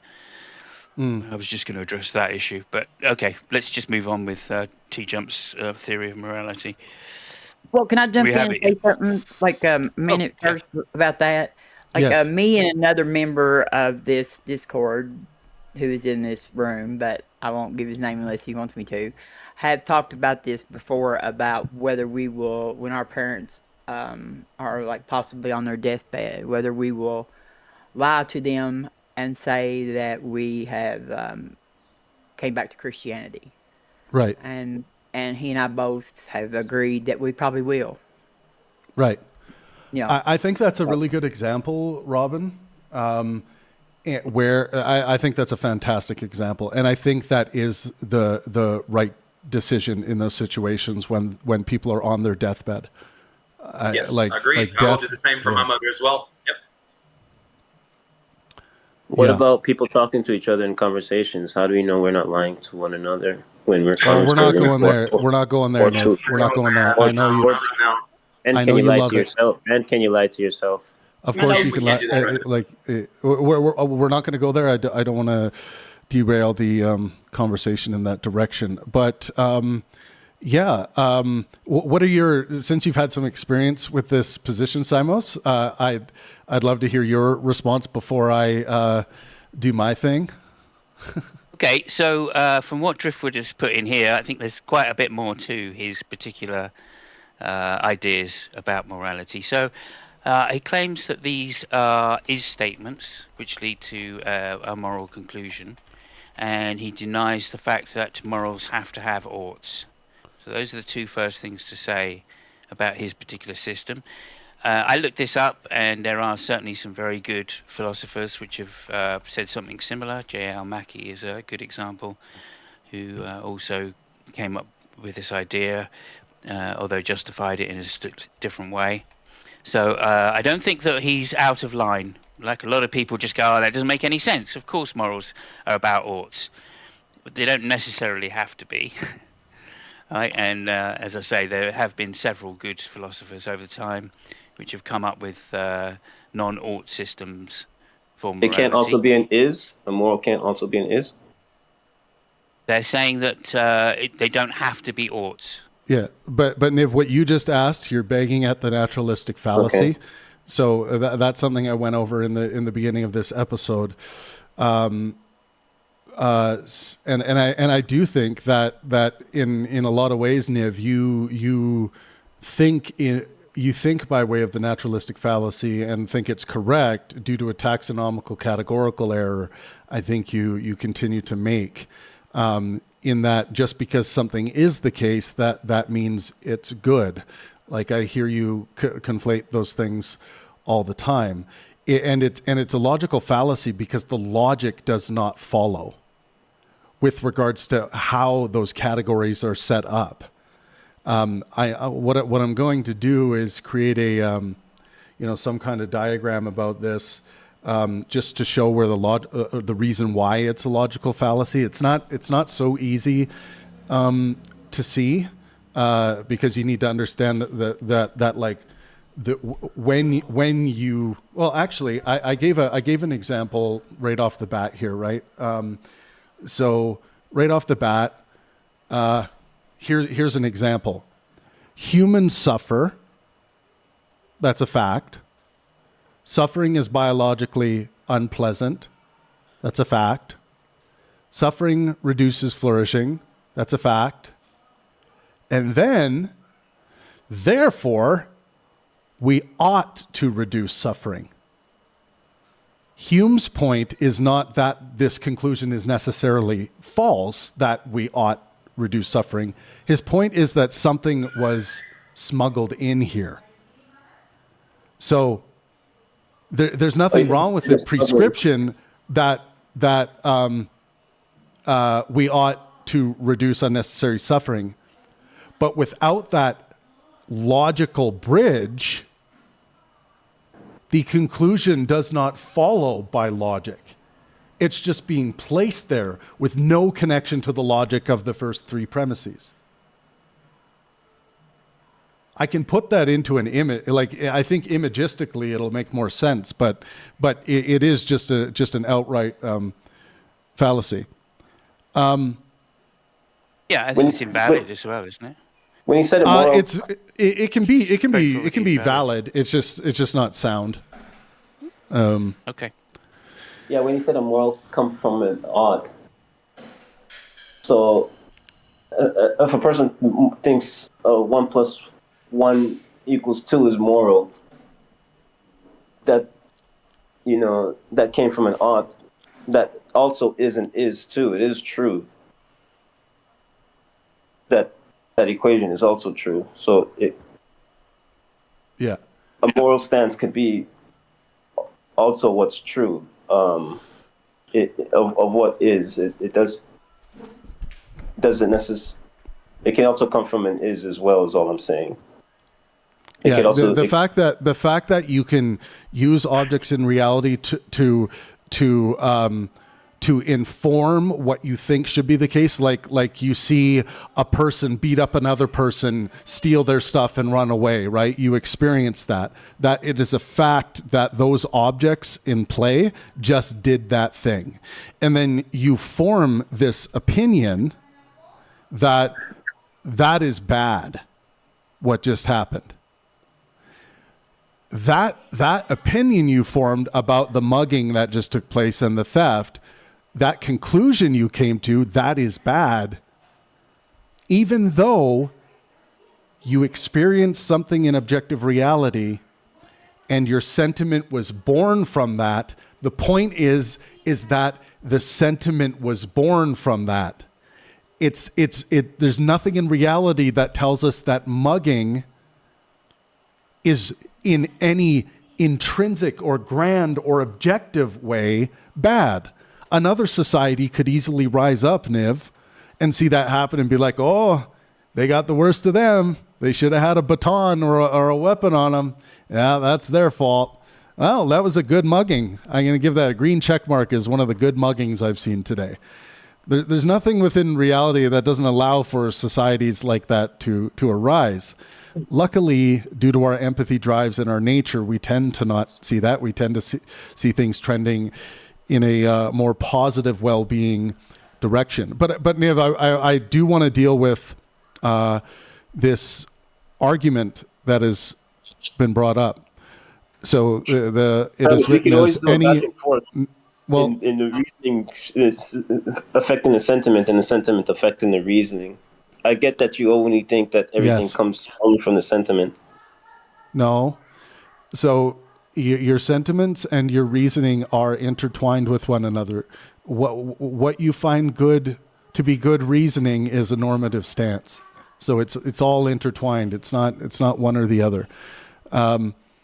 So Can I just before you go back, I just want to address something to Niv right now, which is to say, even Hume did say that look, the conclusion may be intuitive if it doesn't have a normative premise, right? It still seems to be intuitive, right? But that's not a reason. That's not a good deductive argument.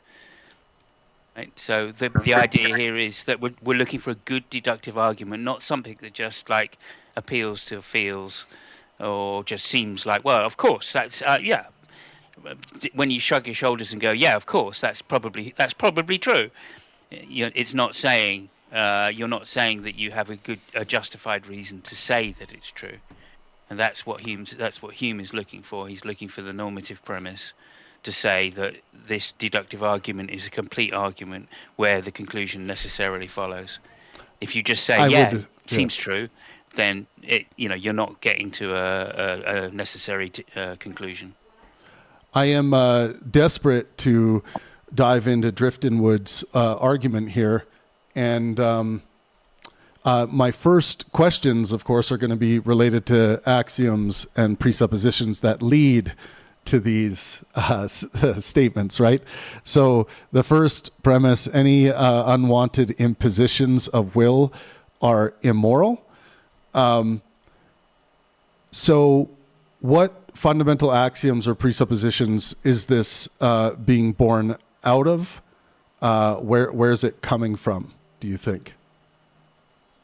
It would be like an objective state of reality. It could be law of physics or even quantum field. Right. So you're saying this is a fact in and of itself, you're saying? Yeah, it could be like obviously we don't know, but it could be like a quantum field that interacts with us. Okay, so you're saying it's a fact that any unwanted imposition of will are immoral. And when you say you don't know, like, since this is a fact that you're laying out, I want to understand the underlying, epistemic validity and soundness of this fact, because it's not a fact I accept. So I would need to somehow be able to update it within my framework of correspondence criteria of truth, justification, and belief. So how do you make this fact? How would you demonstrate this fact to me? So one of the ways that you could do it would be moral intuition. So you would rely on. There is another word that Tom uses there, which is moral progress and intuition. Yeah, Okay. yeah. So moral progress, which is brought about, I think, from moral intuition. But ideally, is moral I think the intuition example not could, subjective? so intuition could be subjective, yes. But the fact that it's felt across large swaths of populations makes it more into a datum than an anecdote. I think that's where we've found the first problem, that if we're relying on moral intuitions, which are, of course, we would have to at least say these are normative intuitions, then I'm being asked to accept a fact based on my own, I think, subjective preference. Any unwanted impositions of will are immoral. I think I'm being asked. Someone is stating this as a fact, and I'm asking, okay, how do we give that epistemic weight, epistemic validity? How do I give it any kind of empirical value? They're saying use your moral intuition, but my moral intuition does not consist of the kind of empirical value that is going to inform my epistemic framing. So that alone isn't going to allow me to accept this as a fact. Well, that's where moral progress comes in. The fact that societies across time and across the globe have started to move towards this moral stance over time. So we've progressed towards this moral fact. I actually think it's better stated that we've progressed to, wanting to do things that are better for our health, and I would include unwanted impositions, like what you've outlined is things that we don't want. I do have a few questions about how we parse that with the unwanted impositions of children, for example, who don't want to do something that they need to do. In order to stay safe. Sure.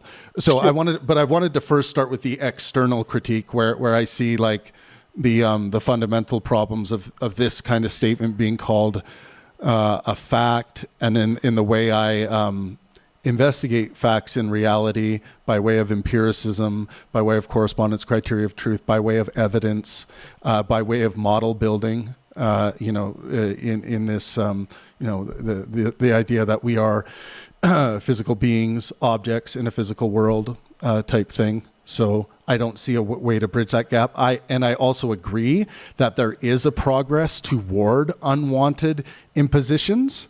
I'm not disagreeing with that progress. I just think that that is a normative stance that I think is born of one's sentiments, just like any other kind of sentimental statement. So I was listening while I was cooking earlier, and I didn't quite catch your reasoning fully for why you wouldn't force the wellness pill on people. Yeah, I wouldn't force the wellness pill on people, because when it comes to my moral quest of maximizing well-being for myself and those around me, I understand that at certain kinds of acts of force, people are going to feel are complete violations of their being, and people who feel that their being is being completely violated. This is demonstrably by facts we can demonstrate cause detriment to their physical, mental, and social health. So I'm primarily interested in this case of maximizing that, not causing detriments to it. Now, when it comes to the pill, the well-being pill, I would of course encourage people. I would incentivize people to want to take this pill if it really could demonstrate a fully, maximization of their well-being or whatnot. But by way of coercion, we can demonstrate through cognitive science that coercion is something that is, almost certainly across the board undesired by almost all human beings. So Would he might, be okay if somebody forced their view of what is good on him? I mean, well, uh, if you if you if you're for that, you know, you, Niv, if I could, I no, no, love no, you no, to not you, death. I the just other want to guy. finish. Yeah, I just want to finish my time with Drift and Wood, and then we'll open it up. I promise you, brother. I promise we'll open it up. Drift and Wood, did my answer to your pill question make sense? Like how that moral calculus Yes. works in my mind? Yeah. Yeah. Okay. And to me, I would say, a little subjective on whether or not a well-being or people's will was, the higher cause there. Because I don't know if people's discomfort with being lied to would really outweigh the benefit of the wellness from giving them a pill by tricking them, I guess. And that's why this isn't about simple consequentialism. Treating others in a truthful way, being truthful with others, to me is demonstrably what people desire, and catering to other people's desires is a conscientious, important way that we can help maximize their own physical, mental, and social health, well-being. So I think it's important for us. This is why I hold up truth as a very, very high value in being truthful, not in an absolute sense, but yeah. I mean, we could paint certain scenarios where if we were having a pandemic, and it was so deadly, the disease that was being spread, that if you come into contact with it, you almost certainly will die within weeks, a horrible suffering death. And we had this pocket of people who were refusing to get vaccinated, and they were spreading the disease all around. So that would be a cause to war for me, in my position of from a well-being perspective, and in that cause of war against these people who are demonstrably causing great detriment to people around them, by way of bad ideas, like many wars are grounded in. I would think that it was okay for us to engage in forceful vaccinations to those people because of the drastic effect. So if we start adding, elements like that to this, these difficult moral scenarios, there are instances where I am fine coercing and forcing people to take medicine and medications. Another example is I've done a fair amount of work on Hastings Street in Vancouver, and there are instances where forced medications and forced help is necessary to for people who aren't of sound mind, to make sure they don't die in our care. So I'm completely fine with that as well.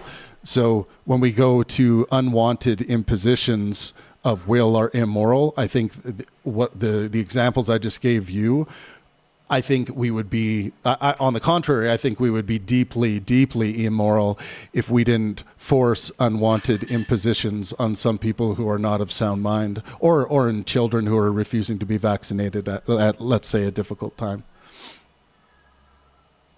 Right. And then you did say you wanted to finish the exterior critique before we went into that stuff, though, right?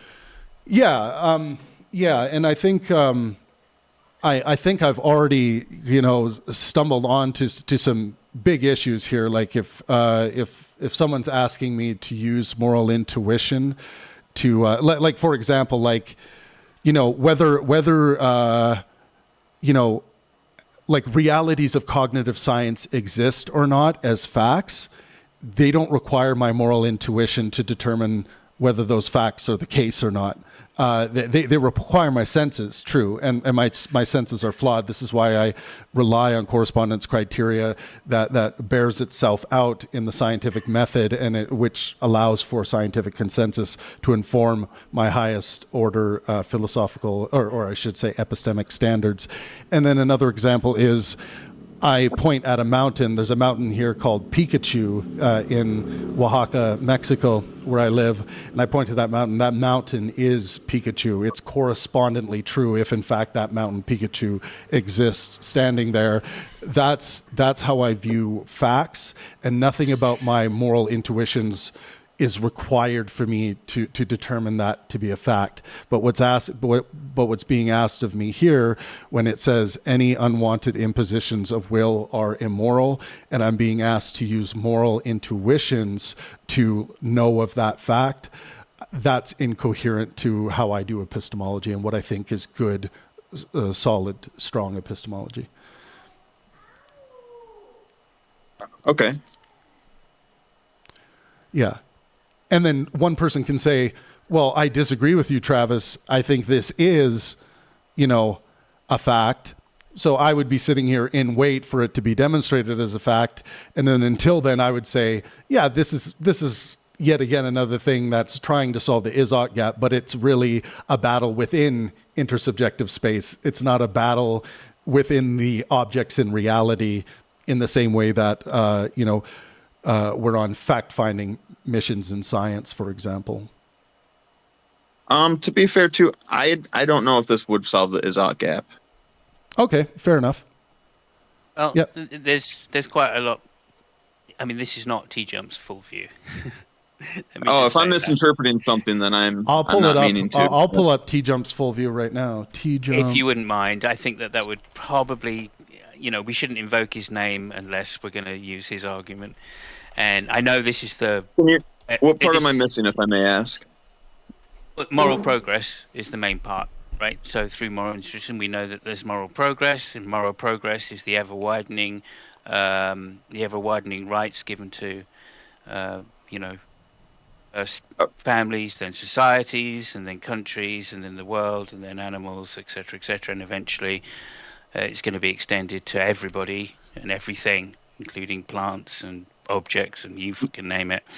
And that's what makes this anything with will, right, have this class status as being protected. And then I thought I did say moral progress, though. I'm not trying to be too rude. I said moral progress. You said intuition, and they've latched onto intuition. It's the moral progress, which is actually the thing that makes it is.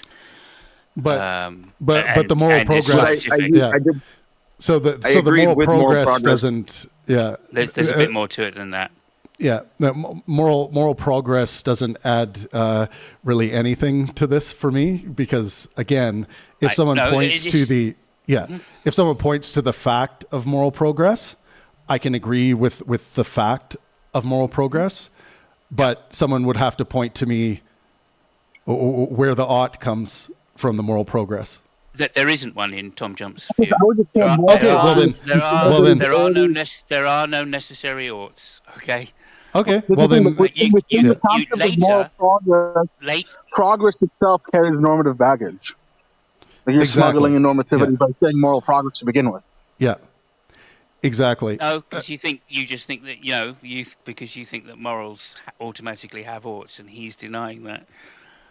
When he says morals, he's not saying that you ought to do this, right? Okay, let's give a full fact.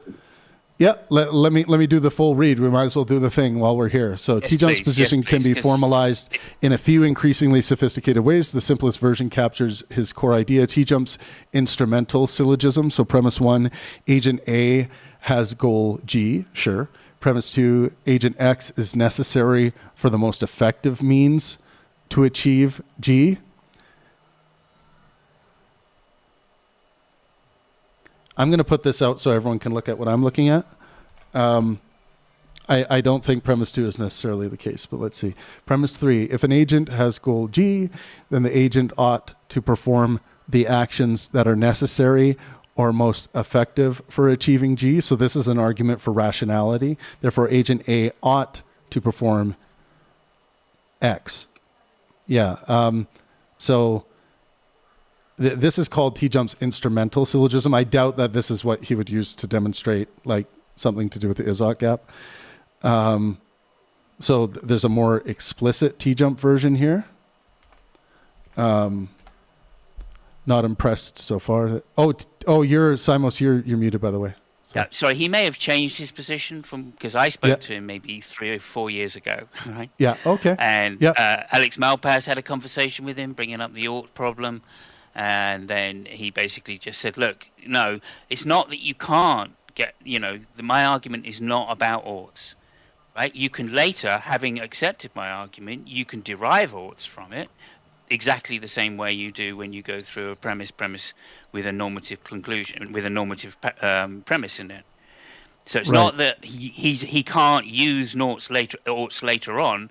It's just they're not part of his moral substrate, if you like, right? So he's saying he's going to get an is statement, an is premise, and an is conclusion, right? That's what he was initially saying to me those years ago. Right, so it's not that he can get round the is-ought dilemma; it's that he's just not even addressing it in the first place. Well, morals then don't have to address is-ought because morals don't have to be normative. Right. Argument. So he thinks. Oh my God, he thinks morals escape normative value. Yikes. Okay, so yes, that's the argument. That's going to be an easy thing for me to argue against, and I think I've already kind of outlined, there's a reason why, morality exists where it is taxonomically. It's dealing with a specific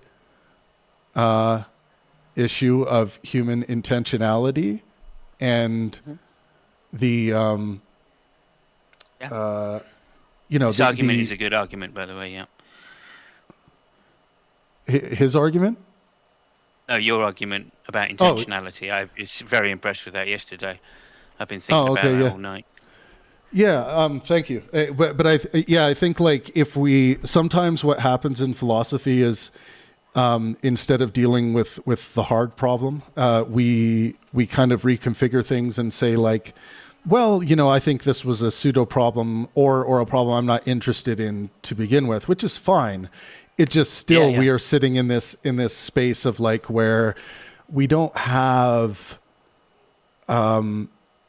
we still have the Humean gap here, and some people again like Sam Harris and some others, it sounds like T-Jump are kind of reformulating the conversation in a way that they could maybe try to show that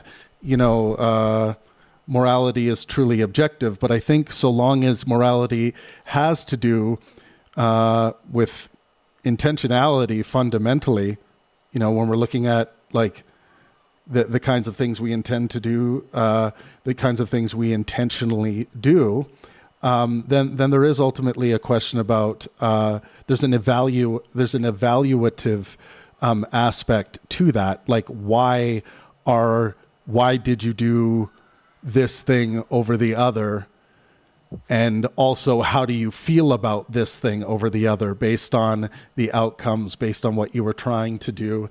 So I really think that if we are trying to move the conversation away from sentiments, from feelings, then I don't think we're really capturing why human beings are doing morality in the first place. And I don't know if that's for sure what T-Jump is doing, but I appreciate the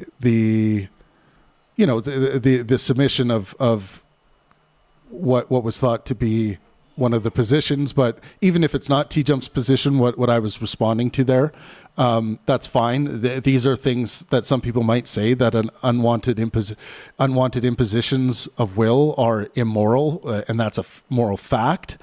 And I would just say, when it comes to facts, I use my epistemic standards. And just to summarize what I said before, is just when I engage with my epistemic standards and I see what's being asked of me with regards to that investigation, I don't see good reason to accept these things as facts. But I see good reasons to accept these things as sentimentally sound and valid to my system of maximizing well-being. Most certainly. Okay, so I just want to add this in here, that both of these things you've posted have an ought premise in, and that's very different to how I spoke to Tom Jump, and he spoke to other people at the time, like 4 years ago or so, about his particular moral system. So maybe he has just changed his position. I don't know if that's the case or not. He was saying that he had an objective morals ethical system, which was purely descriptive before. And that, not that you couldn't have oughts, that was never going to be his position, but that oughts, Right. you didn't have to derive oughts in order to get to a moral conclusion. And Well, by I'm moral, gonna- of course, he means a Yeah. descriptive conclusion. So, and that seems to be the. So let me just say this for him. So, Nietzsche allegedly had one based on, rejecting universal moral duties. J.L. Mackie, his error theory, argued that objective and moral obligations do not exist, even though ordinary moral language presupposes them. What else have we got here? Spinoza described human behavior in terms of necessity and flourishing rather than commandments or duties. Again, I would argue that just by putting the word flourishing in there, that's a normative term. It's not that people haven't tried to do the same thing as T Jump did, but his view is particularly complex because he said it was objective, for instance, and yet I pointed out to him that if it's based on the will, right, that by definition is subjective. If it's you're saying born, the will is the standard by which you've got these moral standards, then that necessarily a will is part of the mind, and as such it must be subjective or stance dependent. But he then had an argument against that, at least anyway. He always does. He's a smart guy, and you can't trap him down easily. You can't pin him down easily. So I just let it go because I wasn't interested in arguing back. I was just wanting to try and understand what his position was. Well, I just invited him. Thing. I just invited him to the stream, so fantastic! We'll have him that on would be soon. amazing. Yeah, he is extremely erudite on this topic, of course, because he's had many people push back against it over the years. Of course, So that's how you sharpen your tools. Exactly, and it's interesting to engage with him on it because you can find out to sharpen your own tools again. So if he doesn't come in, oh dear, that's so sad because I can't do him justice, unfortunately. But there's a whole expansive, each of the premises, and these are not the premises that I'm referring to that he laid out to me all those years ago. These are summaries, so they're all of the premises had at least 3 or 4 different arguments that were necessary, or say arguments that led to arguments that led to arguments in order to justify the initial premises, right? So it is a very complex system, number one. And then also there were such things as, questions asked to him, well, if your child ran out into the road, wouldn't you, impose your will on them to pull them out of the way of an oncoming truck, for instance? Right. And that he answered with this idea of some kind of ultimate possible world where it's impossible to for the will to be damaged because the truck's being immoral in that situation, right? Because it's imposing its will on the child. Wow. Right? So you could see the kind of lengths at which he's gone to in order to justify this thing. And that's why he says the point about moral progress, right, is being expanded, because at the end, the conclusion is that moral progress will say everything should have this moral property, right? Trucks, whatever. And if you can, and because you can imagine a possible world, like he's called it, the church of the best possible world, well, that simply means in the situation where no will is being is being imposed upon, right? And that's the moral conclusion of using, or that's the conclusion of saying that moral progress is leading in this direction. You can see it's leading in this direction, and the end conclusion will be such a world where there is no imposition of will. Oh, this If is you do really have cool. any He's got internal this all. critiques, I could He's probably got this all answer laid them. out on his website. Sorry, go ahead. I was just going to say, if you do have any internal critiques, I'm not so versed on the external critique part, but I have gone through quite a bit with Tom Jump on the internal side of how it would work out. Gotcha. Is there anything that I said which you think was a straw man of his position? No, not really that I heard. Because you're I'm not right. trying to straw man you. I'm would really say that trying in the hard to church, say it. yeah, he would. In the Okay. best possible world, yes, that we would just create wills they wouldn't be children because they would be a fully developed will.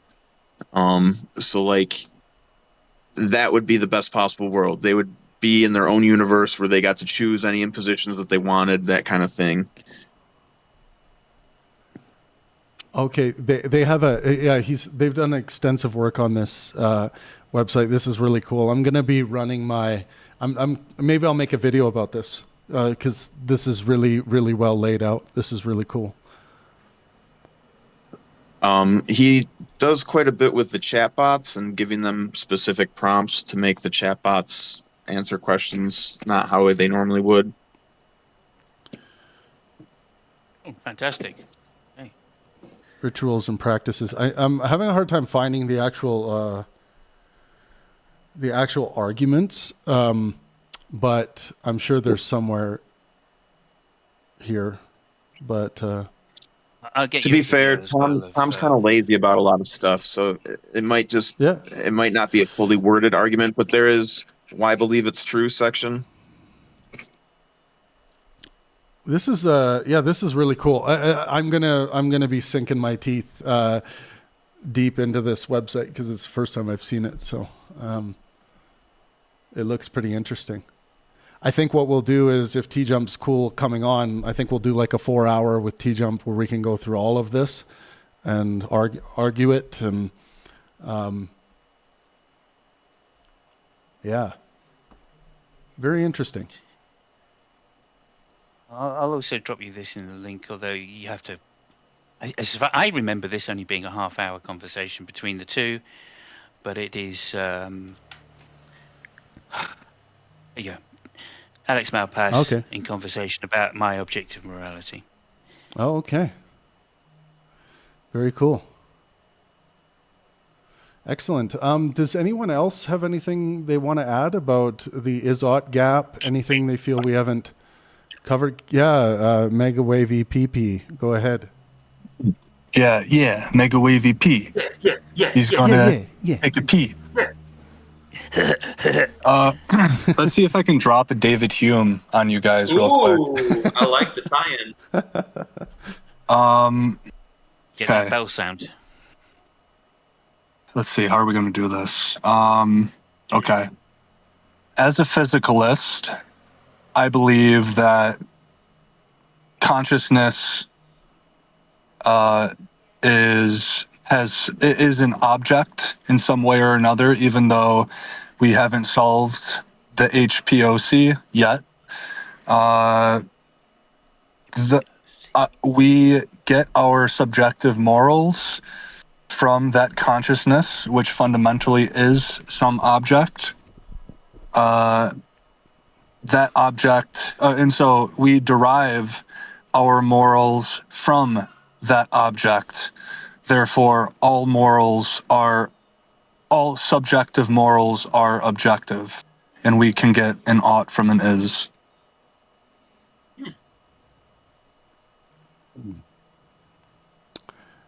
I don't think it follows that just because the object that does the thinking is in fact an object, that morals necessarily are objective as a result. It's a cool way to start it, though. I think, I think as a I think you're doing the physicalist thing, which is the right thing, seemingly the only thing to do with regards to what is fundamentally going on with minds and moral conceptualizations or ought conceptualizations. They are almost certainly physical. But the question would be, again, taxonomically, categorically, is this solving the problem that David Hume laid out? I don't think so. I think it's saying that we now know that our conceptualization, the conceptualizations in our mind, including our oughts, are physical. And the question is, at the end of the day, now that we know that these things are physical, that emerge in our mind, that are born of the subject, does that now mean that, we now have the objective, capital T, truth understanding that child abuse is Right. is wrong, is bad. And I would say that it doesn't change that game. It just changes the game that of what our understanding of the relationship between the is and the ought is. Yeah, that causal chain. Call me daddy. Can you please mute? I got him. I muted him. I kind of want to learn about that. So I thought of that, Trav. Yeah. And to remain in this David Hume, I would say that there will still be humans out there who don't agree with the proposition child abuse is bad, or however it was that you framed that. Yeah. But it was an ode to the is. Now, before I say this, a question, clarifying question. Do you think that a solution to the is ought problem would necessarily, I know you love that word, would be an objective morality if there was a solution to the is ought problem? Or could there be still subjective and differing and incompatible norms in a solution to the is ought? I mean, I think it would be it would be a physics. Yeah. It would be a physics of some kind. So, like, for example, God could hand us a book that had a completely new physical ontology that laid out for us in great detail and to such a depth of understanding that we're like, this is now modeled for us. It can't be denied. To me, when I try to imagine it, it would have to be something so counterintuitive, something that would almost that must flip the light bulb on in every human agent when they hear it. You know what I mean? Where there would be like no denying the fact of it. But even then, be coming from a subject. We have flat earthers, right? It's still our opinion about it is still born of the subject. Our opinion about facts would still exist about that particular fact that God supposedly handed down to us, even if it came in a physical formulation, like we would see in chemistry ontology. Now, and then lastly, let me but this to you. What if it's possible that a cloud wrote some deontic maxim for us? Yep. And it repeated itself every day at noon, everywhere. Yeah. What sort of evidence would that be in regards to solving the is-ought gap? Here's something interesting about that is that just understanding our cognition and psychology, I feel like eventually something like that could like torture us into some kind of belief submission by in the same way that like you can torture someone into basically saying anything or even believing things in the That's worst Nib's cases. point. Give them $1 million and they'll believe in God, right? They'll definitely say it. They'll say it. I would too, for $1 million. Yeah.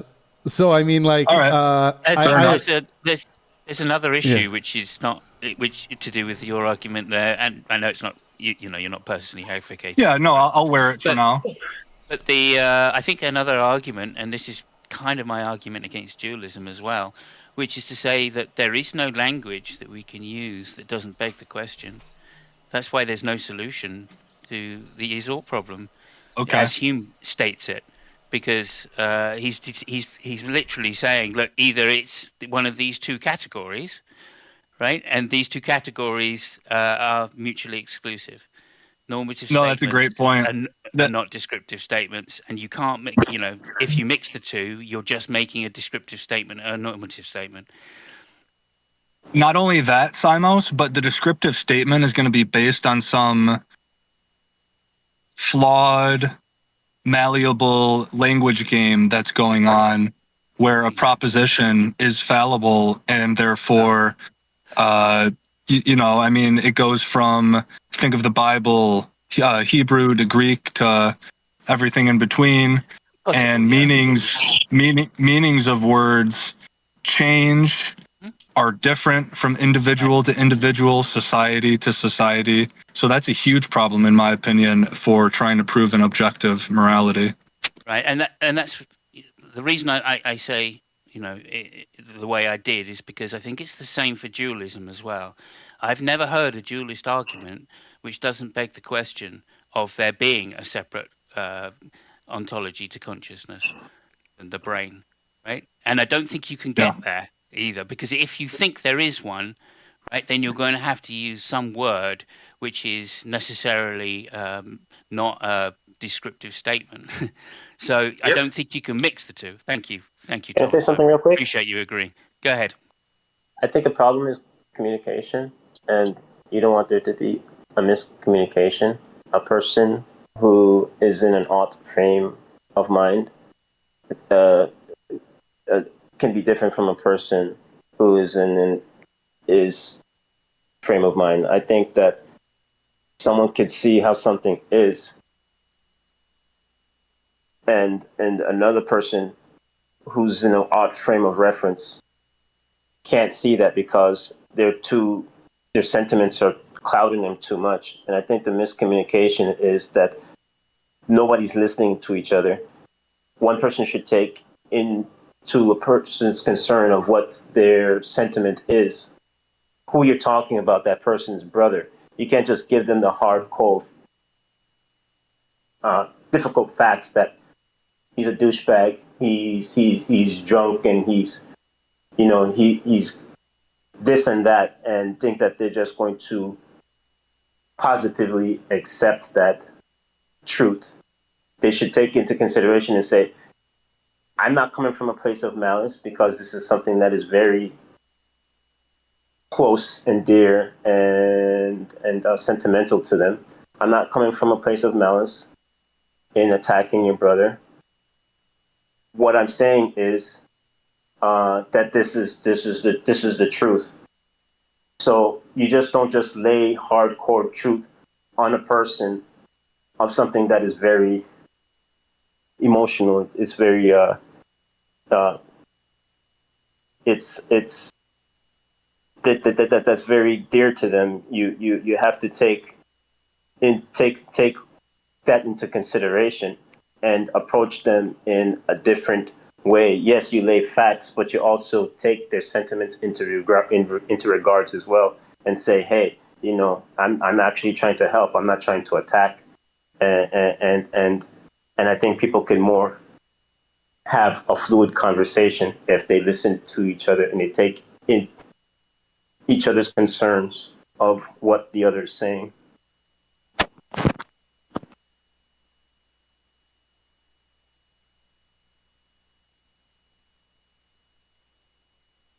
So one person can be more in this frame of what's true, and another person cannot because their emotions is clouding them, and that person who's trying to communicate to them they should take that into concern that, okay, I'm talking about your mother, I'm talking about your uncle.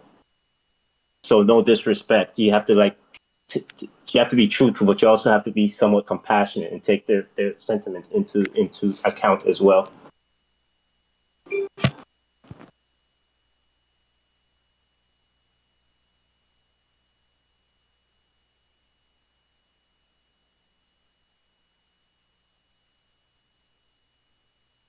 So, what else on subjective and objective morality?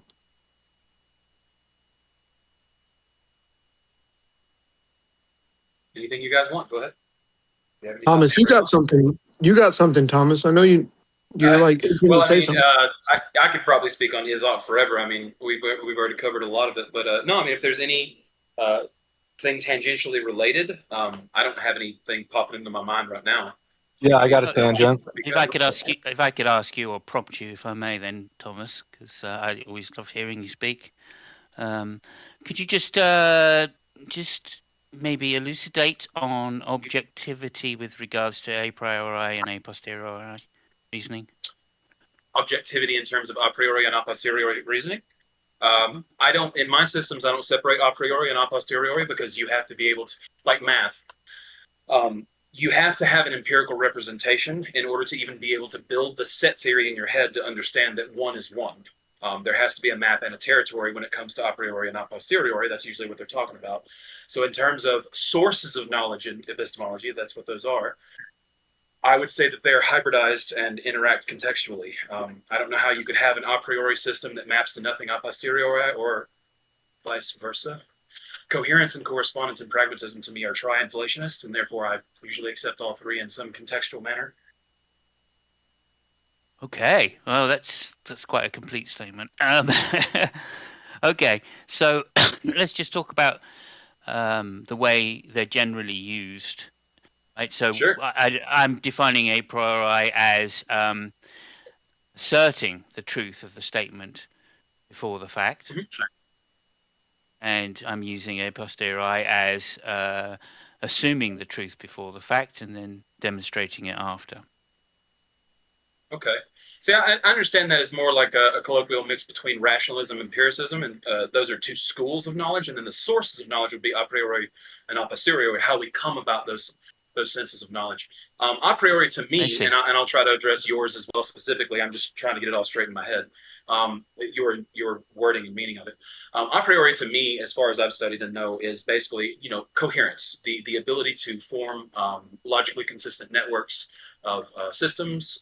Could be Kant's ontology, whatever it may be. It's a priori. It comes before experience. That's usually what most people consider it. And then a posteriori is empiricism, that which comes what is it, after experience, or yeah, I guess they would say after experience. And it's the empirical. And so therefore I don't separate the rational empirical schools.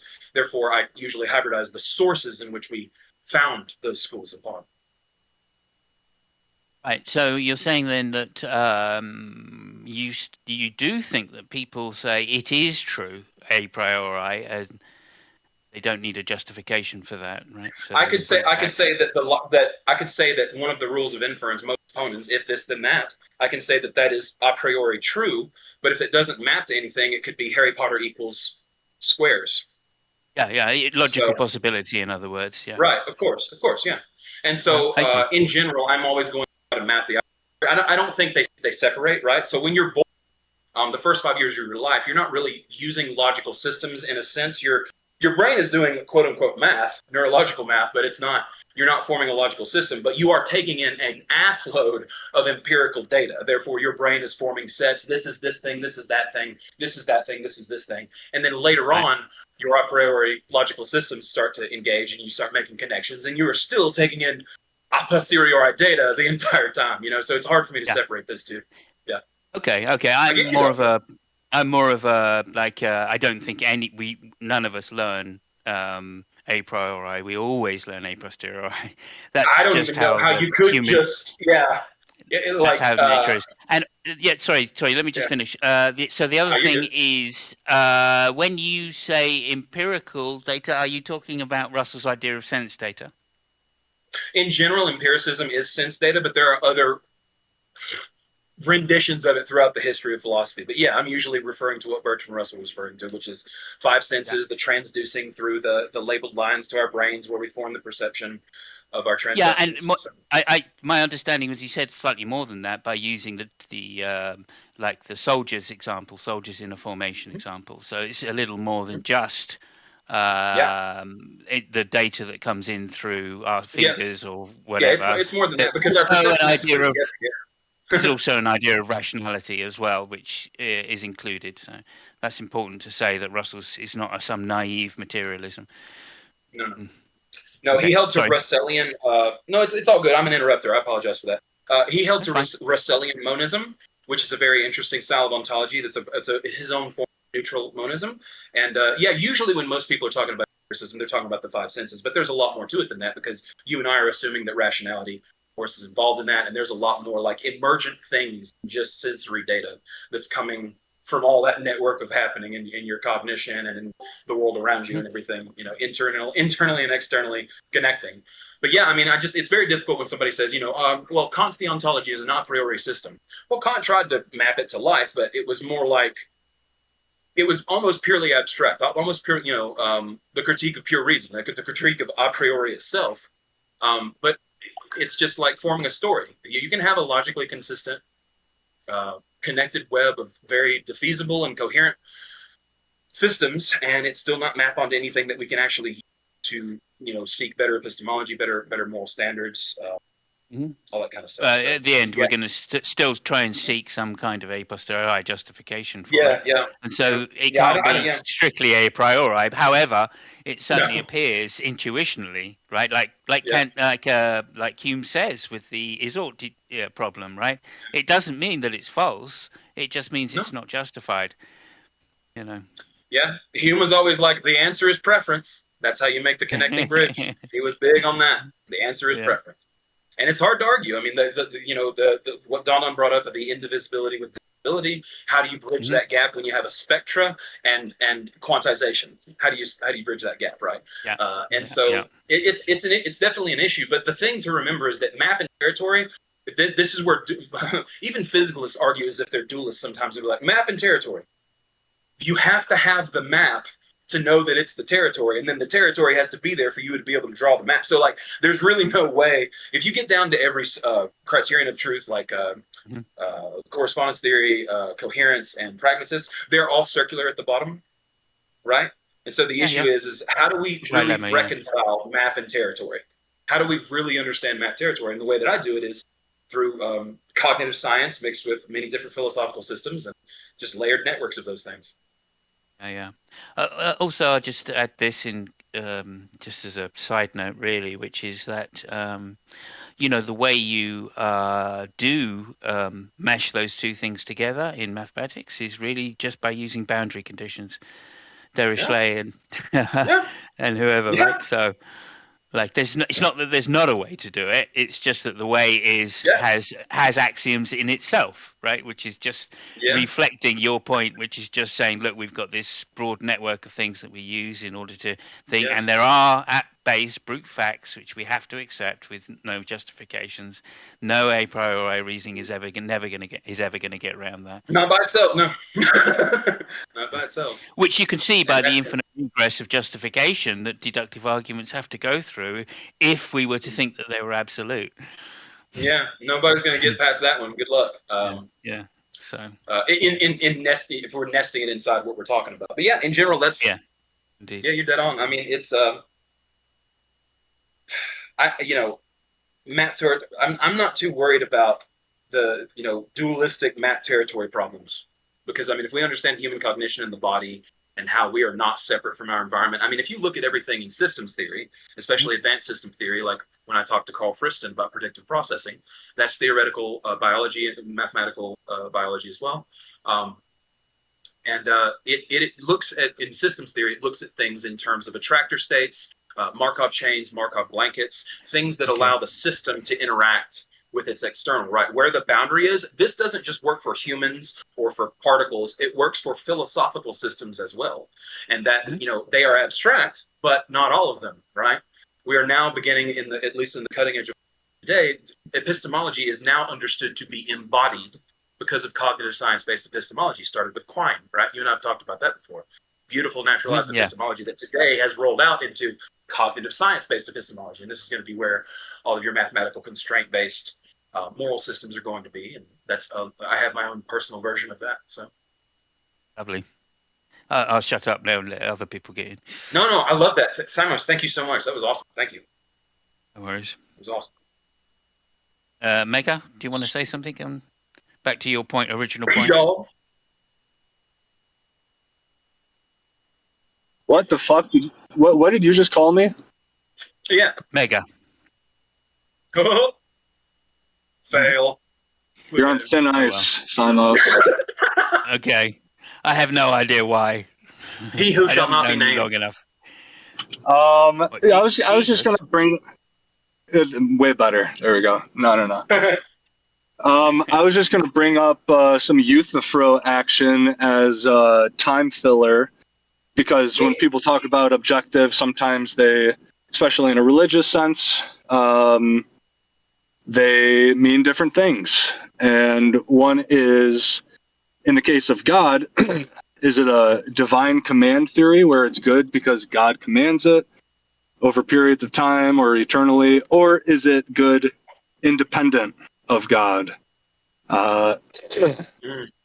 And That's so the that's loss of morals right there. So yeah, no, and so the way I go about it is, and when I try and put myself in a theist position, right, not just as an atheist am I saying this, but I would imagine that something is good even independent of God Almighty, and he too would practice the good that exists fundamentally in reality independent of even him. So of course I believe neither of those propositions, but if I were to choose to act one way or another, I would do it because I believe that it was good independent. You know, I'm a Platonist. We've been over this, Simos. So it's easy for me to frame a lot of these things under how Plato did, some ideal, flawless, perfect, unchanging, sort of deontic. But I'm an atheist, so. how dare you, dirty ass atheist? Yeah. It's quite similar to the but conclusion that what about get to what about in the end as well. what about the pantheists who say that God is everything, you believe in everything, therefore you're a theist? Ah, you got me. Right. Sorry, Sam, I had to get that out. It's all right. I have a similar joke, except mine is more to do with, I believe in somebody with grey long hair that plays aggressive guitar licks and has a big dick. Is that There you God? go. That's what I think.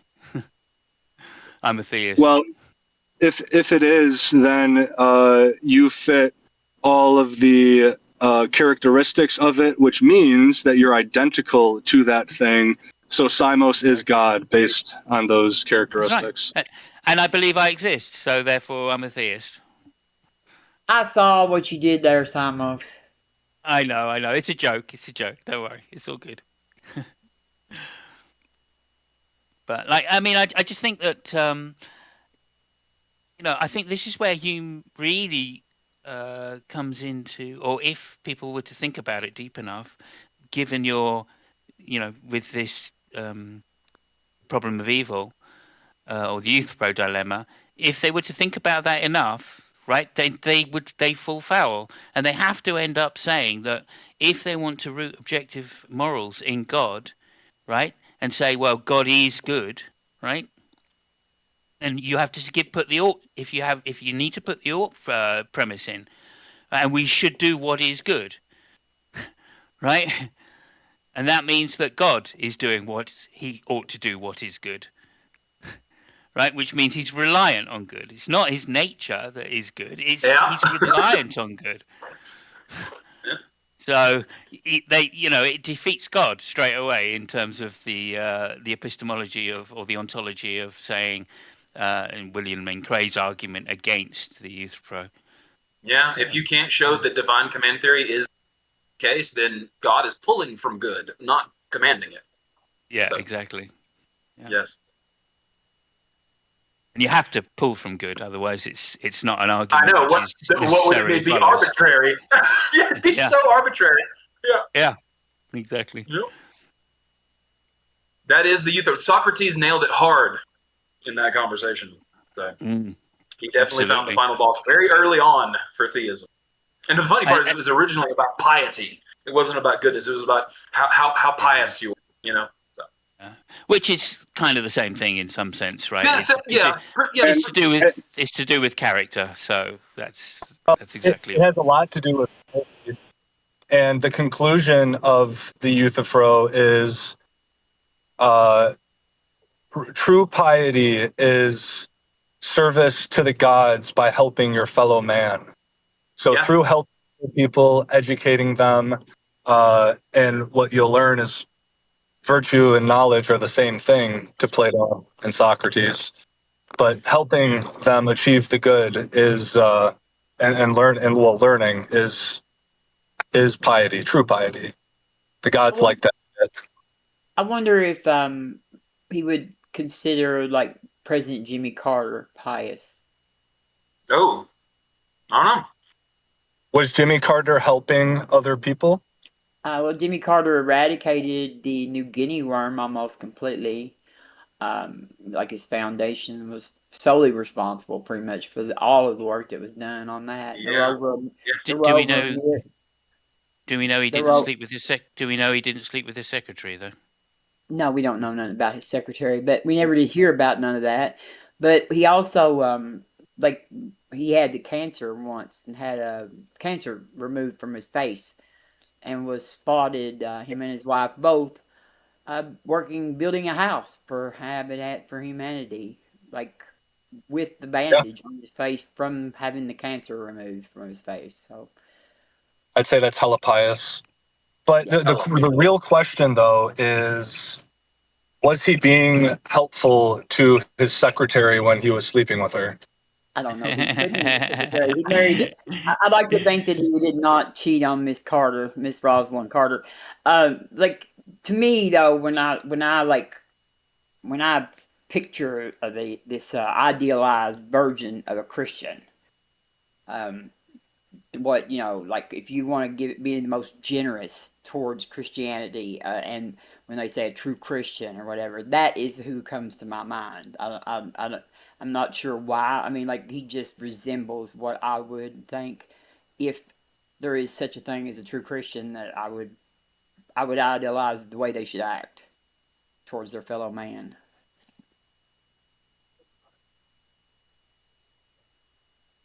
Very Sounds possible. like a saint to me. Sounds like a good guy. He was. I remember hearing him speak a few times in debates and thinking, God, this guy is. He's not like the normal American president. He's much more down to earth, much more in touch. And as well, he spoke very well, even though he did have a southern accent. Oh, I guess southern for me anyway. I don't know whether that's actually the case.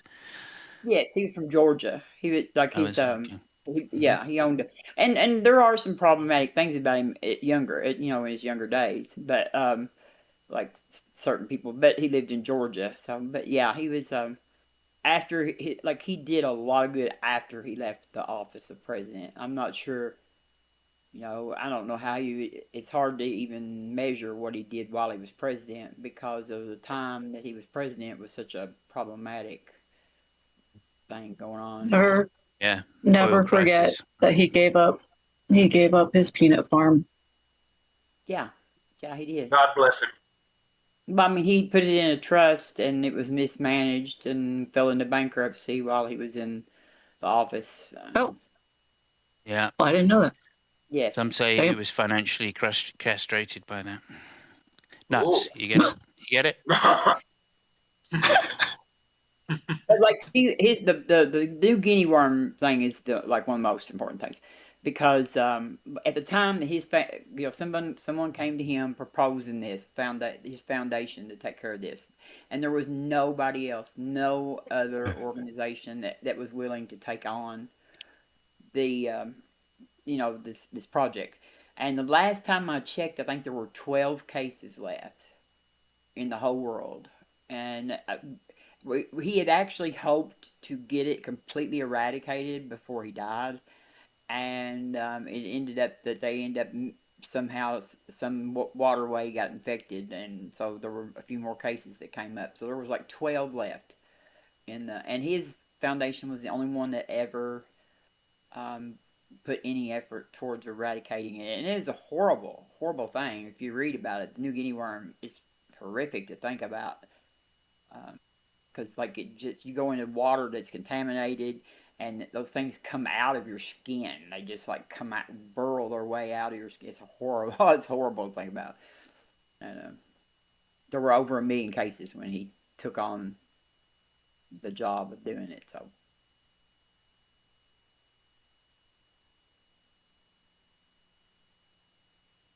I just was I'd thinking say he of was it. part of the 5 good presidents, but I may be confusing history with the Romans. Well, we had a few. Like John Adams was a good president too. I think he was a good man. There was several good presidents. Not the one we have now, though. But I guess Robin, they're all would you they're like all to? good. Robin, Huh? would you like to lead the room? Would you like to lead the room in some conversation? Well, I've been kind of What? busy, just like when y'all was talking about the pious. That always brought me Okay. to think No, about I'm it. asking you if you want to, because I think it'd be a good idea. You did such a good job yesterday. Oh, If you you'd like to. love it? Yeah, yes. I did enjoy it. Yes. No, but because I was busy and I was kind of away from the thing, so I don't even know what y'all were we still talking about. But Ah, I do have a friend who has a different system than what y'all have talked about with T Jump. And I was trying to find, while y'all were talking about it, I was trying to dig through my downloads because if we, he yeah, sent me a file of stuff, and I think that argument's in there, but it's something to based, and it may be this, maybe it's the same thing, but he doesn't use T Jump's name in it. yeah, Something about like if you are like as rational people, um, that I can't even remember how it goes. I wish he was here. it's all right. That's okay. So if you go back far enough in our call-in days, me and Travis, Do what? T Jump came on with me and Travis one time a few years ago. Yes.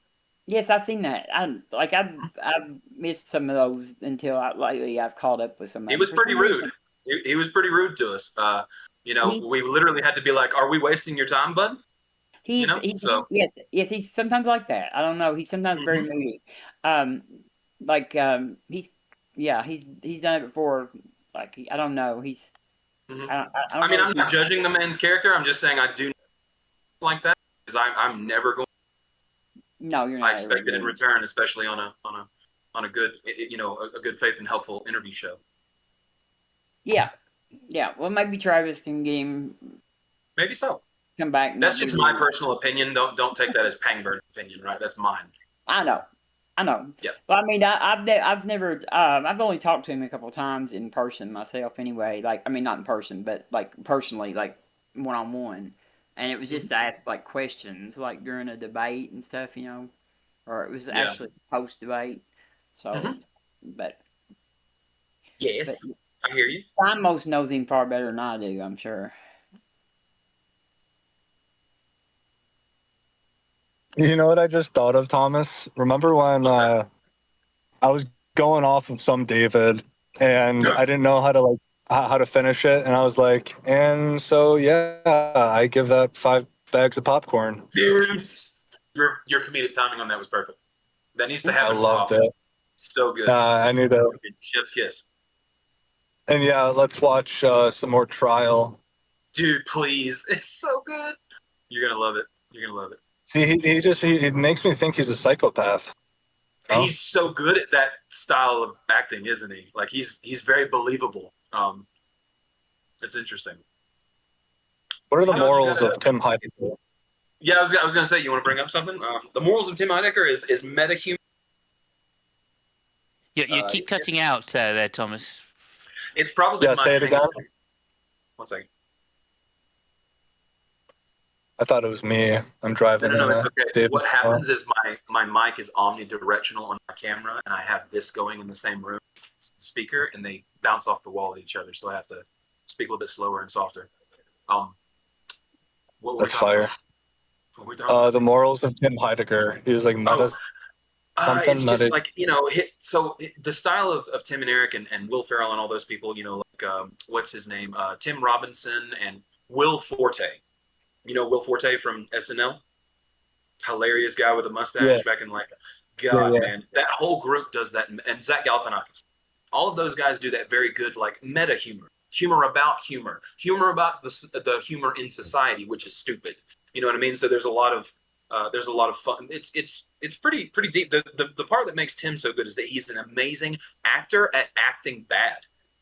He can literally like you know if you watch On Cinema, right, and you've seen those with me, it's just there's an art style to acting badly to make it to where you look like you're really being a real fallible person who's fucking up, but you're acting it. You know what I mean? It's impressive. So So, you have to watch so it. Thomas, do you think that acting and playing can be conducive to good morals and good health? Hell yeah, absolutely. Like you and me use humor as hygiene, because if not, we would become serious idiots and be like, oh, everything's so serious. Oh my god. Like, yeah, I mean, we can be serious and have fun and play and be lighthearted simultaneously. I don't see why that's a problem. But some people think that you can't. Some people think you can only be serious, and Y'all's that's humor that's is no fun y'all's existence. y'all's humor is hygienic to me anyway. Okay, well, thank you. I like absurdism. Random. Yeah, man. Jimmy Carr takes his humor very seriously.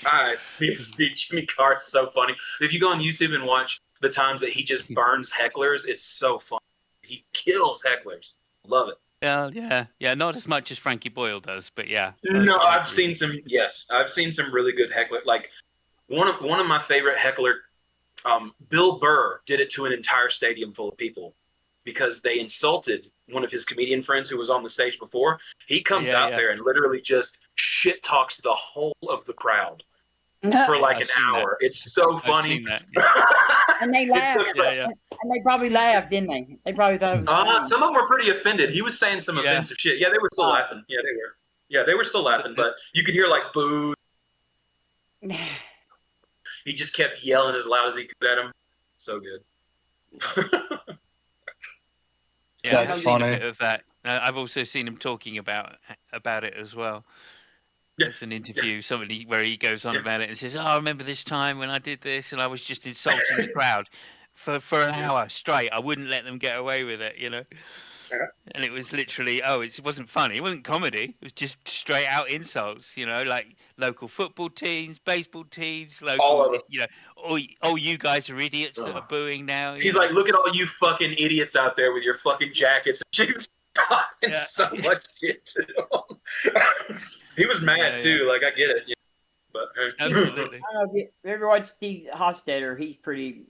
Steve Hofstetter does a great job. Yeah, he's pretty hard on hecklers. And that. Yeah. I do love watching heckler destroyers. So good. See if I can find one here. Like, he hates those people that just like, the hecklers that would just randomly yell out stuff, during his show, because he has actually a show where he, like at the end of the show, where he'll interact with the crowd. And so he gets really upset with other people that yell out random stuff during the show. Yeah, if your interruptions don't have substance behind them, then what the fuck are you doing? Right. You're at a comedy club. Like, you better have a good comeback if you're gonna fucking yell in the middle of a good set or something, Yeah. Because the comedian might be able to riff off you. Can't be a jackass or it's dumb or anything, because they're gonna get you. The worst part is that somebody like Steve Hofstetter, unfortunately, because of how good he is known for dealing with hecklers, people will come to his show and fuck with him, only if to see him destroy a heckler. Yeah. Which is like, there's probably hecklers too, Jack, that try and like go to get the best of them and like try and 1v1 him. You know what I mean? Oh, yeah. I mean, I don't know why. Like, here's the thing: unless you're doing what this guy does, which is essentially practicing this for a job, like I don't think you should contend or step in the ring unless you're a particularly funny motherfucker. And I don't think just a couple of your friends saying you're the funny guy of the group counts. Yeah, I agree. And he tells them that. Like, a lot of times he'll be like, okay, I do this for a living. Why the fuck are you going to pick a fight with me? Like he makes what's funny is he makes like clips too of it. Like he'll like some he just instead of like sometimes he'll just make clips of those just clips of the hecklers. So you can just watch. You don't have to even watch all of his show. Sometimes he just has clips of the hecklers. You can just watch the heckler clips and catch up with all of them. So I have heard of Frankie Boyle, but I didn't know he had these like best of audience annihilations. Oh, this is going to be so good, Simon. Thank you. Yeah, It's going to be great. God, I love it so much too. I think he's probably the most edgy of the British comedians. He actually worked with Jimmy Carr on a few things early days. He really when Carr was a new comedian.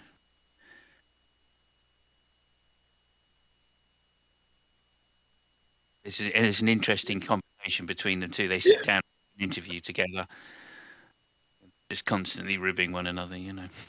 That is great. I do like it when 3 or 4 really good comedians get on a podcast or something and just go for hours. Yeah, I yeah. love that. Yeah, I like there's the that one. improvisationalness. There's that one with CK and Ricky Gervais. Yeah, I really like that. Ricky, man. Oh, that show. What was that he had the down there that was his best friend? It was Ricky Gervais and yeah, Carl Pilkington. Carl Pilkington. That show, that whole series, made me laugh so hard. It's so good.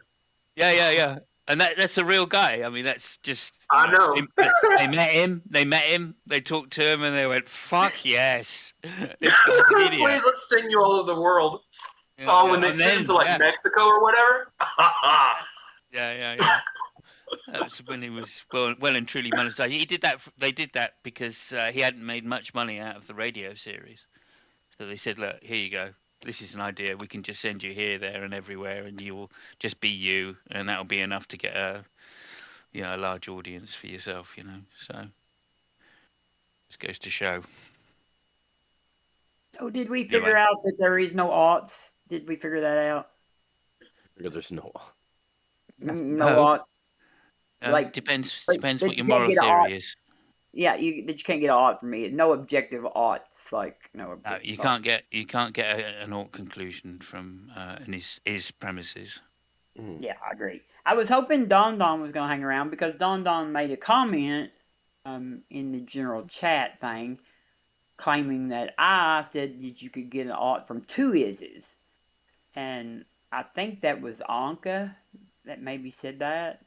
I don't know. Well, it's like I don't know. It's like, so let's see. Let's start off with this premise just for giggles on there, right? Yeah. If you didn't get to consent to exist, right, and you ended up existing, your ought, considering that you didn't get to choose to be here, should be whatever the fuck you want it to be. However, because you live in a world of other people and other agents that are also doing whatever they want, you have to get interlocked into a system of doing whatever you want within the limits of understanding that other people also are doing whatever they want. So you end up getting an ought from at least the understanding that because you didn't get to exist, your ought should be whatever the fuck you want it to be.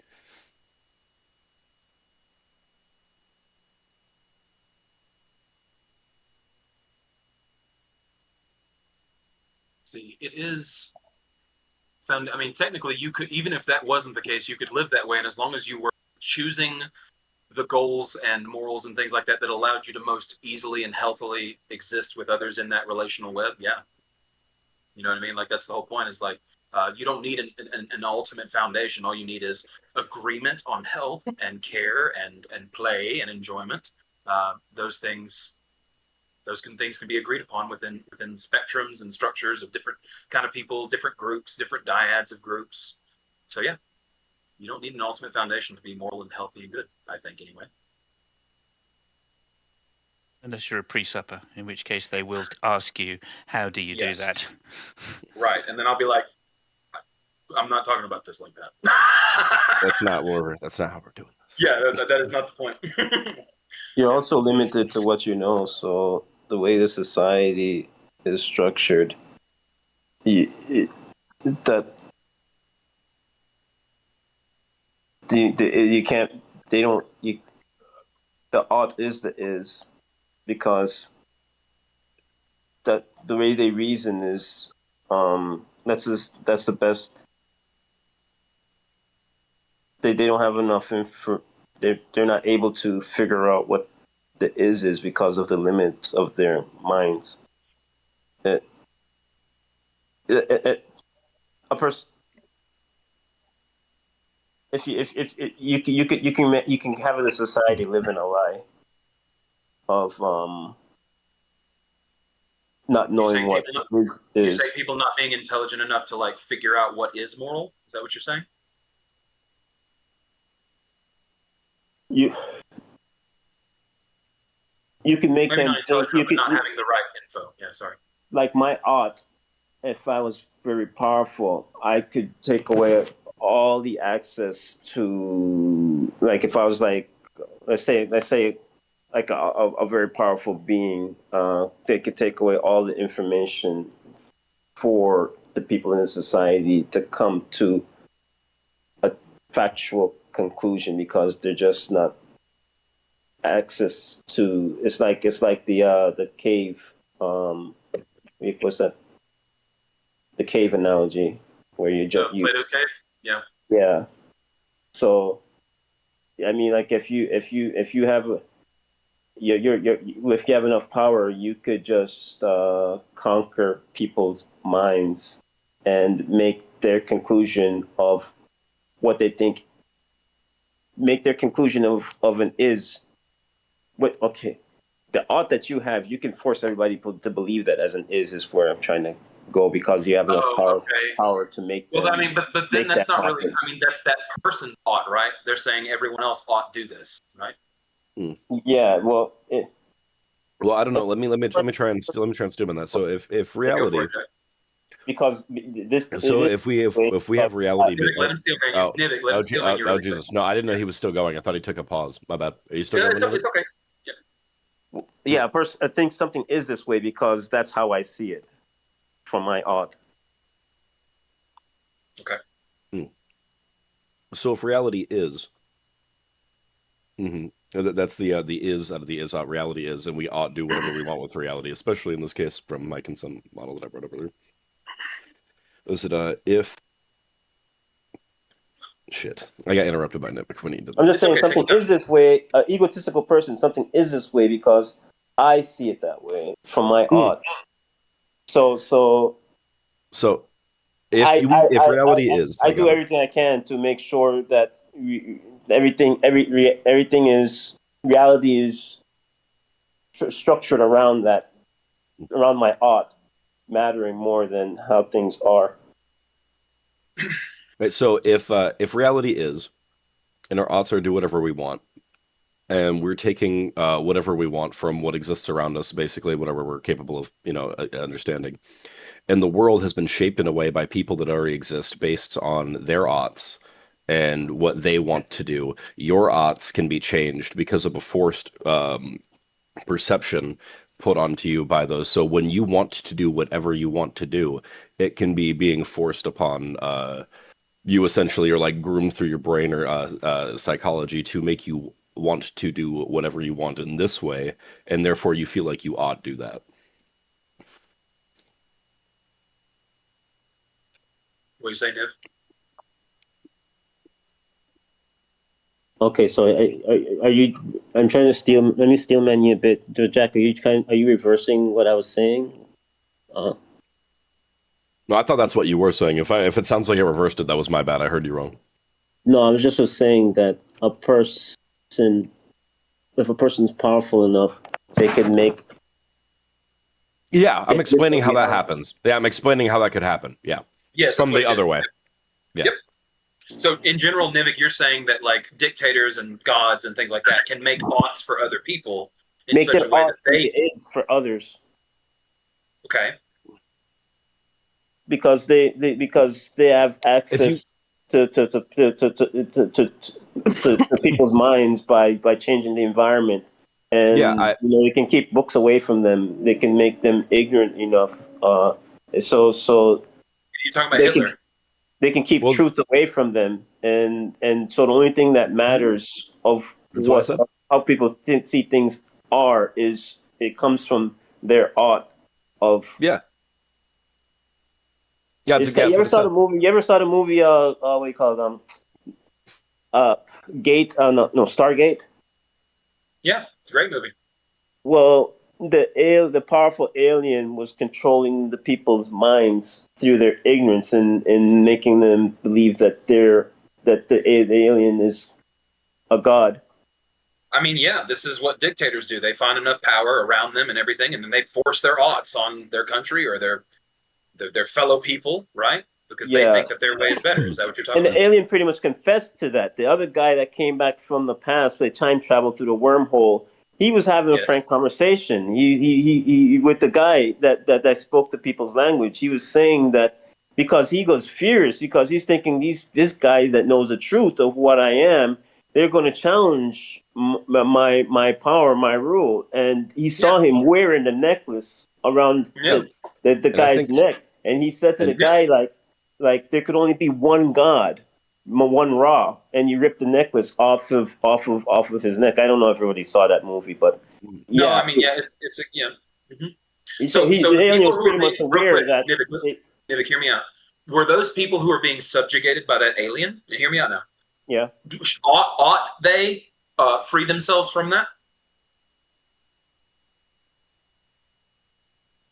Well, it makes no sense for them to do it because they see things for how how they truly are through their minds being manipulated and how things are. The is.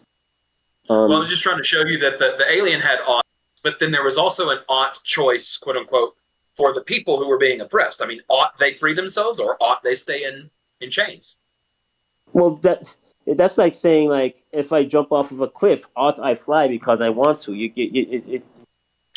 Well, Nivik, it's a choice whether to rebel or not. You realize that, right? Well, no. In this case, the mind control is too perfect to rebel against. They couldn't like do anything. Oh yeah, in Stargate's case, yeah, right. If you But- believe, I just no, just to make that make sense. No, Otherwise, yeah.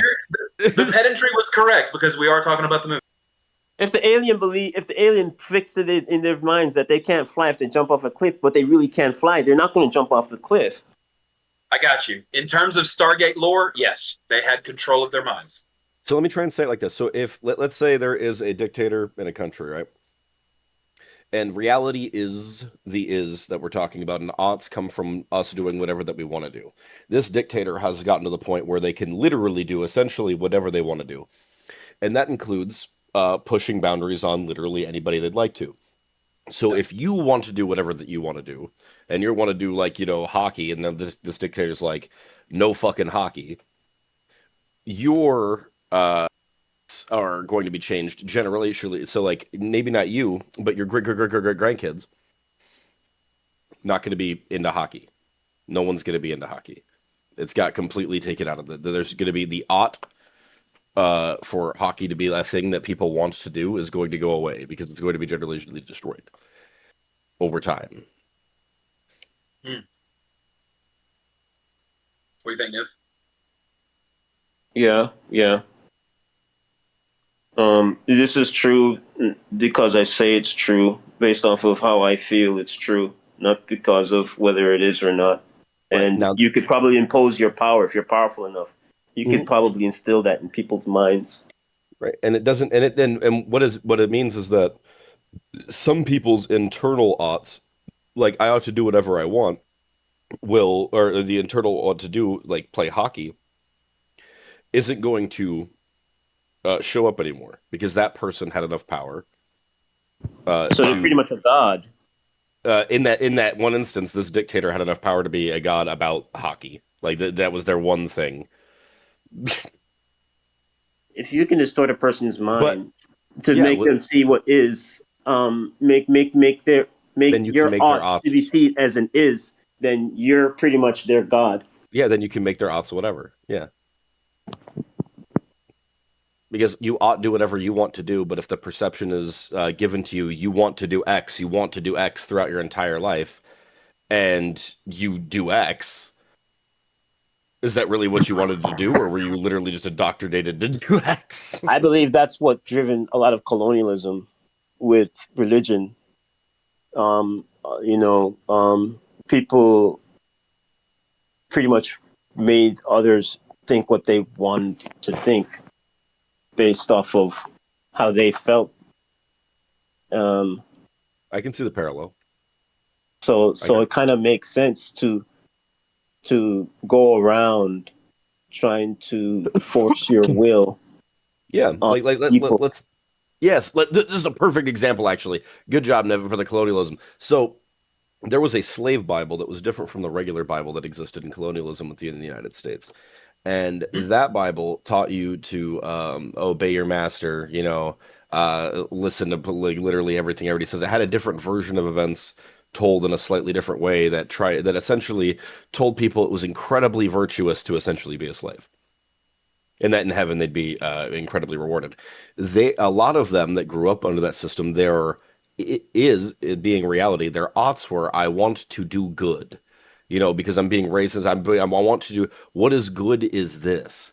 Now, what they probably want overall, is to escape, slavery, but being told generationally over and over again, what is or what you ought to do is based off of the perception that you've been given, and it being warped that way would change what you would want your oughts to be. I ought to do this specific thing for this person who owns me because the Bible tells me I should serve my master. Yeah, you have to be careful because a person who's powerful can distort Right. distort your view through their ought. Right, and because other people's oughts exist. Now we live, other people's oughts, and you ought to do whatever you want. Unfortunately, some people didn't want to play well with the idea that other people also want to do whatever they want, and so they just took it to the absolute extreme. We're like, completely fuck you guys. I have the ability to run away with everything that I want. That's how you get people that are like dictators, kings, despots. Hmm. We've had a lot of them. Yeah, there's a lot of things to take into account, like people's sentiments, their ego. Lots of variables. Yeah, when you're communicating with them, I don't think you should try to be like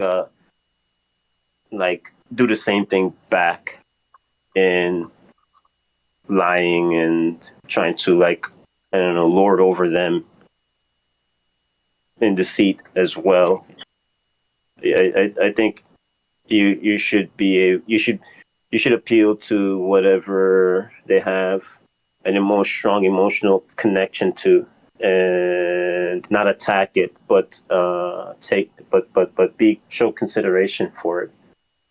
That's why I think it's good for people. At first, I never believed that. I thought you always just tell people cold, hard truth, and whenever they dug in. But I think that alone isn't good.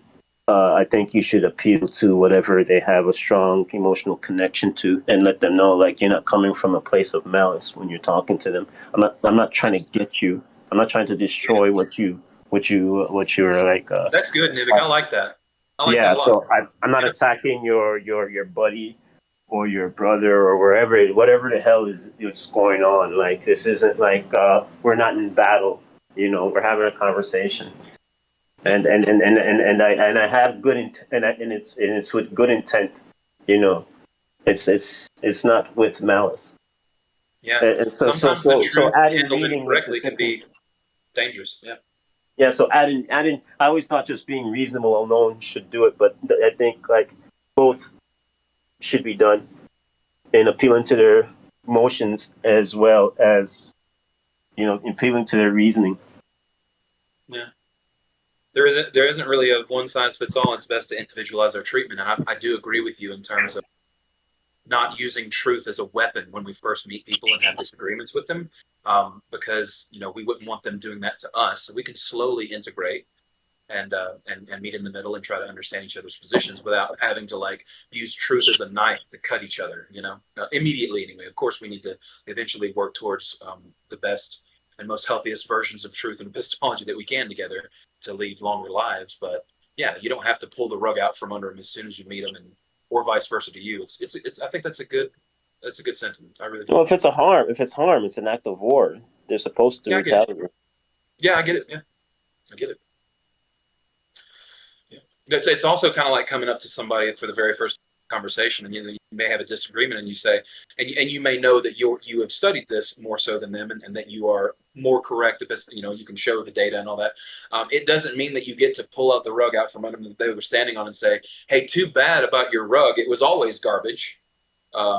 So sorry you used it so long to build who you are as a person. It's terrible. Like that's kind of what's happening to some people in their mind when they interact with a serious disagreement, especially with somebody that they don't know too well. So yeah. A very similar statement was made by Christopher Hitchens when he was responding to the ideal of people trying to ask for a deathbed recantation. I don't know if y'all remember this bit, where he said the opposite is as if we would come to a priest when they were dying and saying, look, you've accepted all of this bollocks basically your whole life, but you don't have to die like this. You just admit that everything you thought was wrong and not die as a serf. Anyway, it was a funny, similar comparison to what you were mentioning. Hitch had some great he had some great ones. Yeah. Yeah, for sure. And my favorite with Hitch was the wolf one, the Rabbi Wolf or whatever his name was. Oh my gosh, that is a classic one. The one where they're talking about circumcision or whatever, and Hitch is just shit on the rabbi. Another thing's attached to the sentiment is the ego too. Like, if a person shows what you're saying was wrong, but you just can't get over your ego in admitting that it was wrong. Yeah, that happens too. Yeah. That rabbi example, Thomas, that's when he's like, I have to call you out, Christopher, for, calling the circumcision genital mutilation. I think my son cried more at his first haircut than he did at his bris. And then Hitchens steps in. He's like, yeah, this is what I'm talking about. Religion causes otherwise good people to say, and it's like, what a disgusting thing to say. Like he really gives it to me. Heavily a rhetorician, but it was still it landed very well. Yeah, but Rabbi Wolf is one of my favorite theists ever. He's a nice guy, but Hitchens has traveled the world seeing the worst, especially like Mother Teresa and stuff. When he hears those kind of things, I also like Sam Harris's interaction with him about the praying over your cornflakes to Elvis. Oh yeah, right. That's another good one. Well, that was a different rabbi, but I know which one you're talking about. Yeah, I'm pretty sure that was the younger gentleman. Yeah, I can't think of his name. Yeah. Okay, I thought that his name was Wolfie, but I don't know. Oh, is Wolf the old-headed? So it was an older gentleman. I don't think Wolfie is the old-headed guy. No, it's not. It's not a F. It's a P. Wolf. Okay. A Wolfie, yes. Thank you. Yes, you're correct. Yeah. And he's like I listen. He does. He was at the Sinai Temple in Los Angeles, I think is where it's at. And he left and went to Harvard right about the time that the war started in Gaza, and he was supposed to done like a year at Harvard. And David Wolf. Yeah, and you're correct, Simos. It was David Wolf that conversation took place with. It was not him that the one you are talking about previous. It was an older gentleman when they were talking about the circumcision. Yeah, the younger guys who you're talking about, right, Simos? Yeah, that's right. Yeah. I mean, Hitchens did speak to him, but he spoke to him with another guy called Whitehouse or Whitehead. There was a rabbi called Whitehead. Yeah. Oh no, his name wasn't Whitehead. His rabbi was called Whitehead. Alfred was it North the same Whitehead. one that talked to Sam Harris? You remember the one that talked to Sam Harris? Yeah, it's the same guy, the younger guy of the two. There were two rabbis. Okay. And one of them was like, and this guy, like, he was asked a question about morality, and he said, "All right, I'm gonna have to take a couple of steps back and take a running jump at this," and he did so. And then Hitchens just turned around and said, "Well, I want to rush to the ground conceded in the middle here, where you just said X, Y, Z, and completely undermined your position for Yeah. objective morality based on God. And I was like, oh, fuck yes. Yeah, well, that was during the is there an afterlife that they were doing Yes, when he. I think it was actually. Yeah. Yes, that's one of my favorite debates that ever. That. Yeah. Sorry, go ahead. Yeah, it was like it was Rabbi Whoopi and that other rabbi, and I can't think of his name, and then Hitchens and Sam, and Sam was like, I've been nervous about this conversation because I thought that people were going to waste a perfectly good Thursday afternoon to come and listen to us say every which way possible that we don't know what happens when you die. And he said, I'm afraid that people will be bored. And I think Sam Harris said his wife said nothing Hitchens ever does is boring.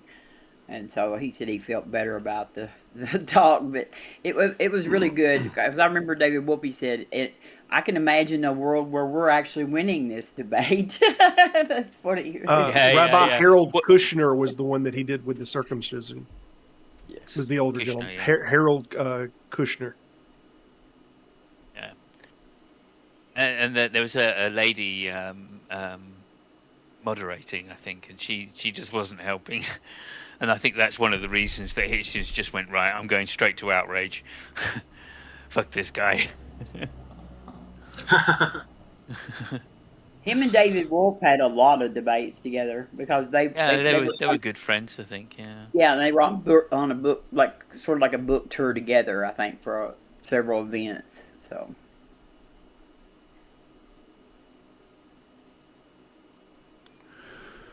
Well, I think it was very good faith. It's almost TAV time, hey? It is. We had a great time. Yeah, I think it was a fantastic episode. We went through lots of different peaks and valleys. We had some great challenges to the Izot Gap that we were able to have some fun with. And thanks to everyone for engaging again. We are going to be bringing in quite famous public figures to do these chats with us in the near future.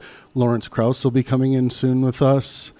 Destiny's going to stop by for an episode, so people who want to debate Destiny on some topics, anything and everything, we'll have a chance to do that. So some of these episodes, rather than debating concepts and having discussions on various concepts and our ethical stances and whatnot, we're going to have some famous people in here with us, which will be a lot of fun. Yay! So we're gonna be putting some time and energy to building up this live stream channel. We've kind of just started with it, so hopefully anyone who comes across this will subscribe. But more importantly than subscribing to the new channel, come into the Discord server and join the conversation community. Even if you don't feel like weighing in much, it's cool to have you here. It's cool to you're probably going to meet some friends and you will have a good time. And there's plenty of text channels too. Plenty of text channels if you don't want to get into VC. Exactly. Yeah, thanks, Thomas. We love you guys, and thank you. Yes. Thank you all, and we'll be live again tomorrow with something else, usually something that happens in the Discord server. That's where the topics are born out of, so we'll see what happens. But good night, everyone.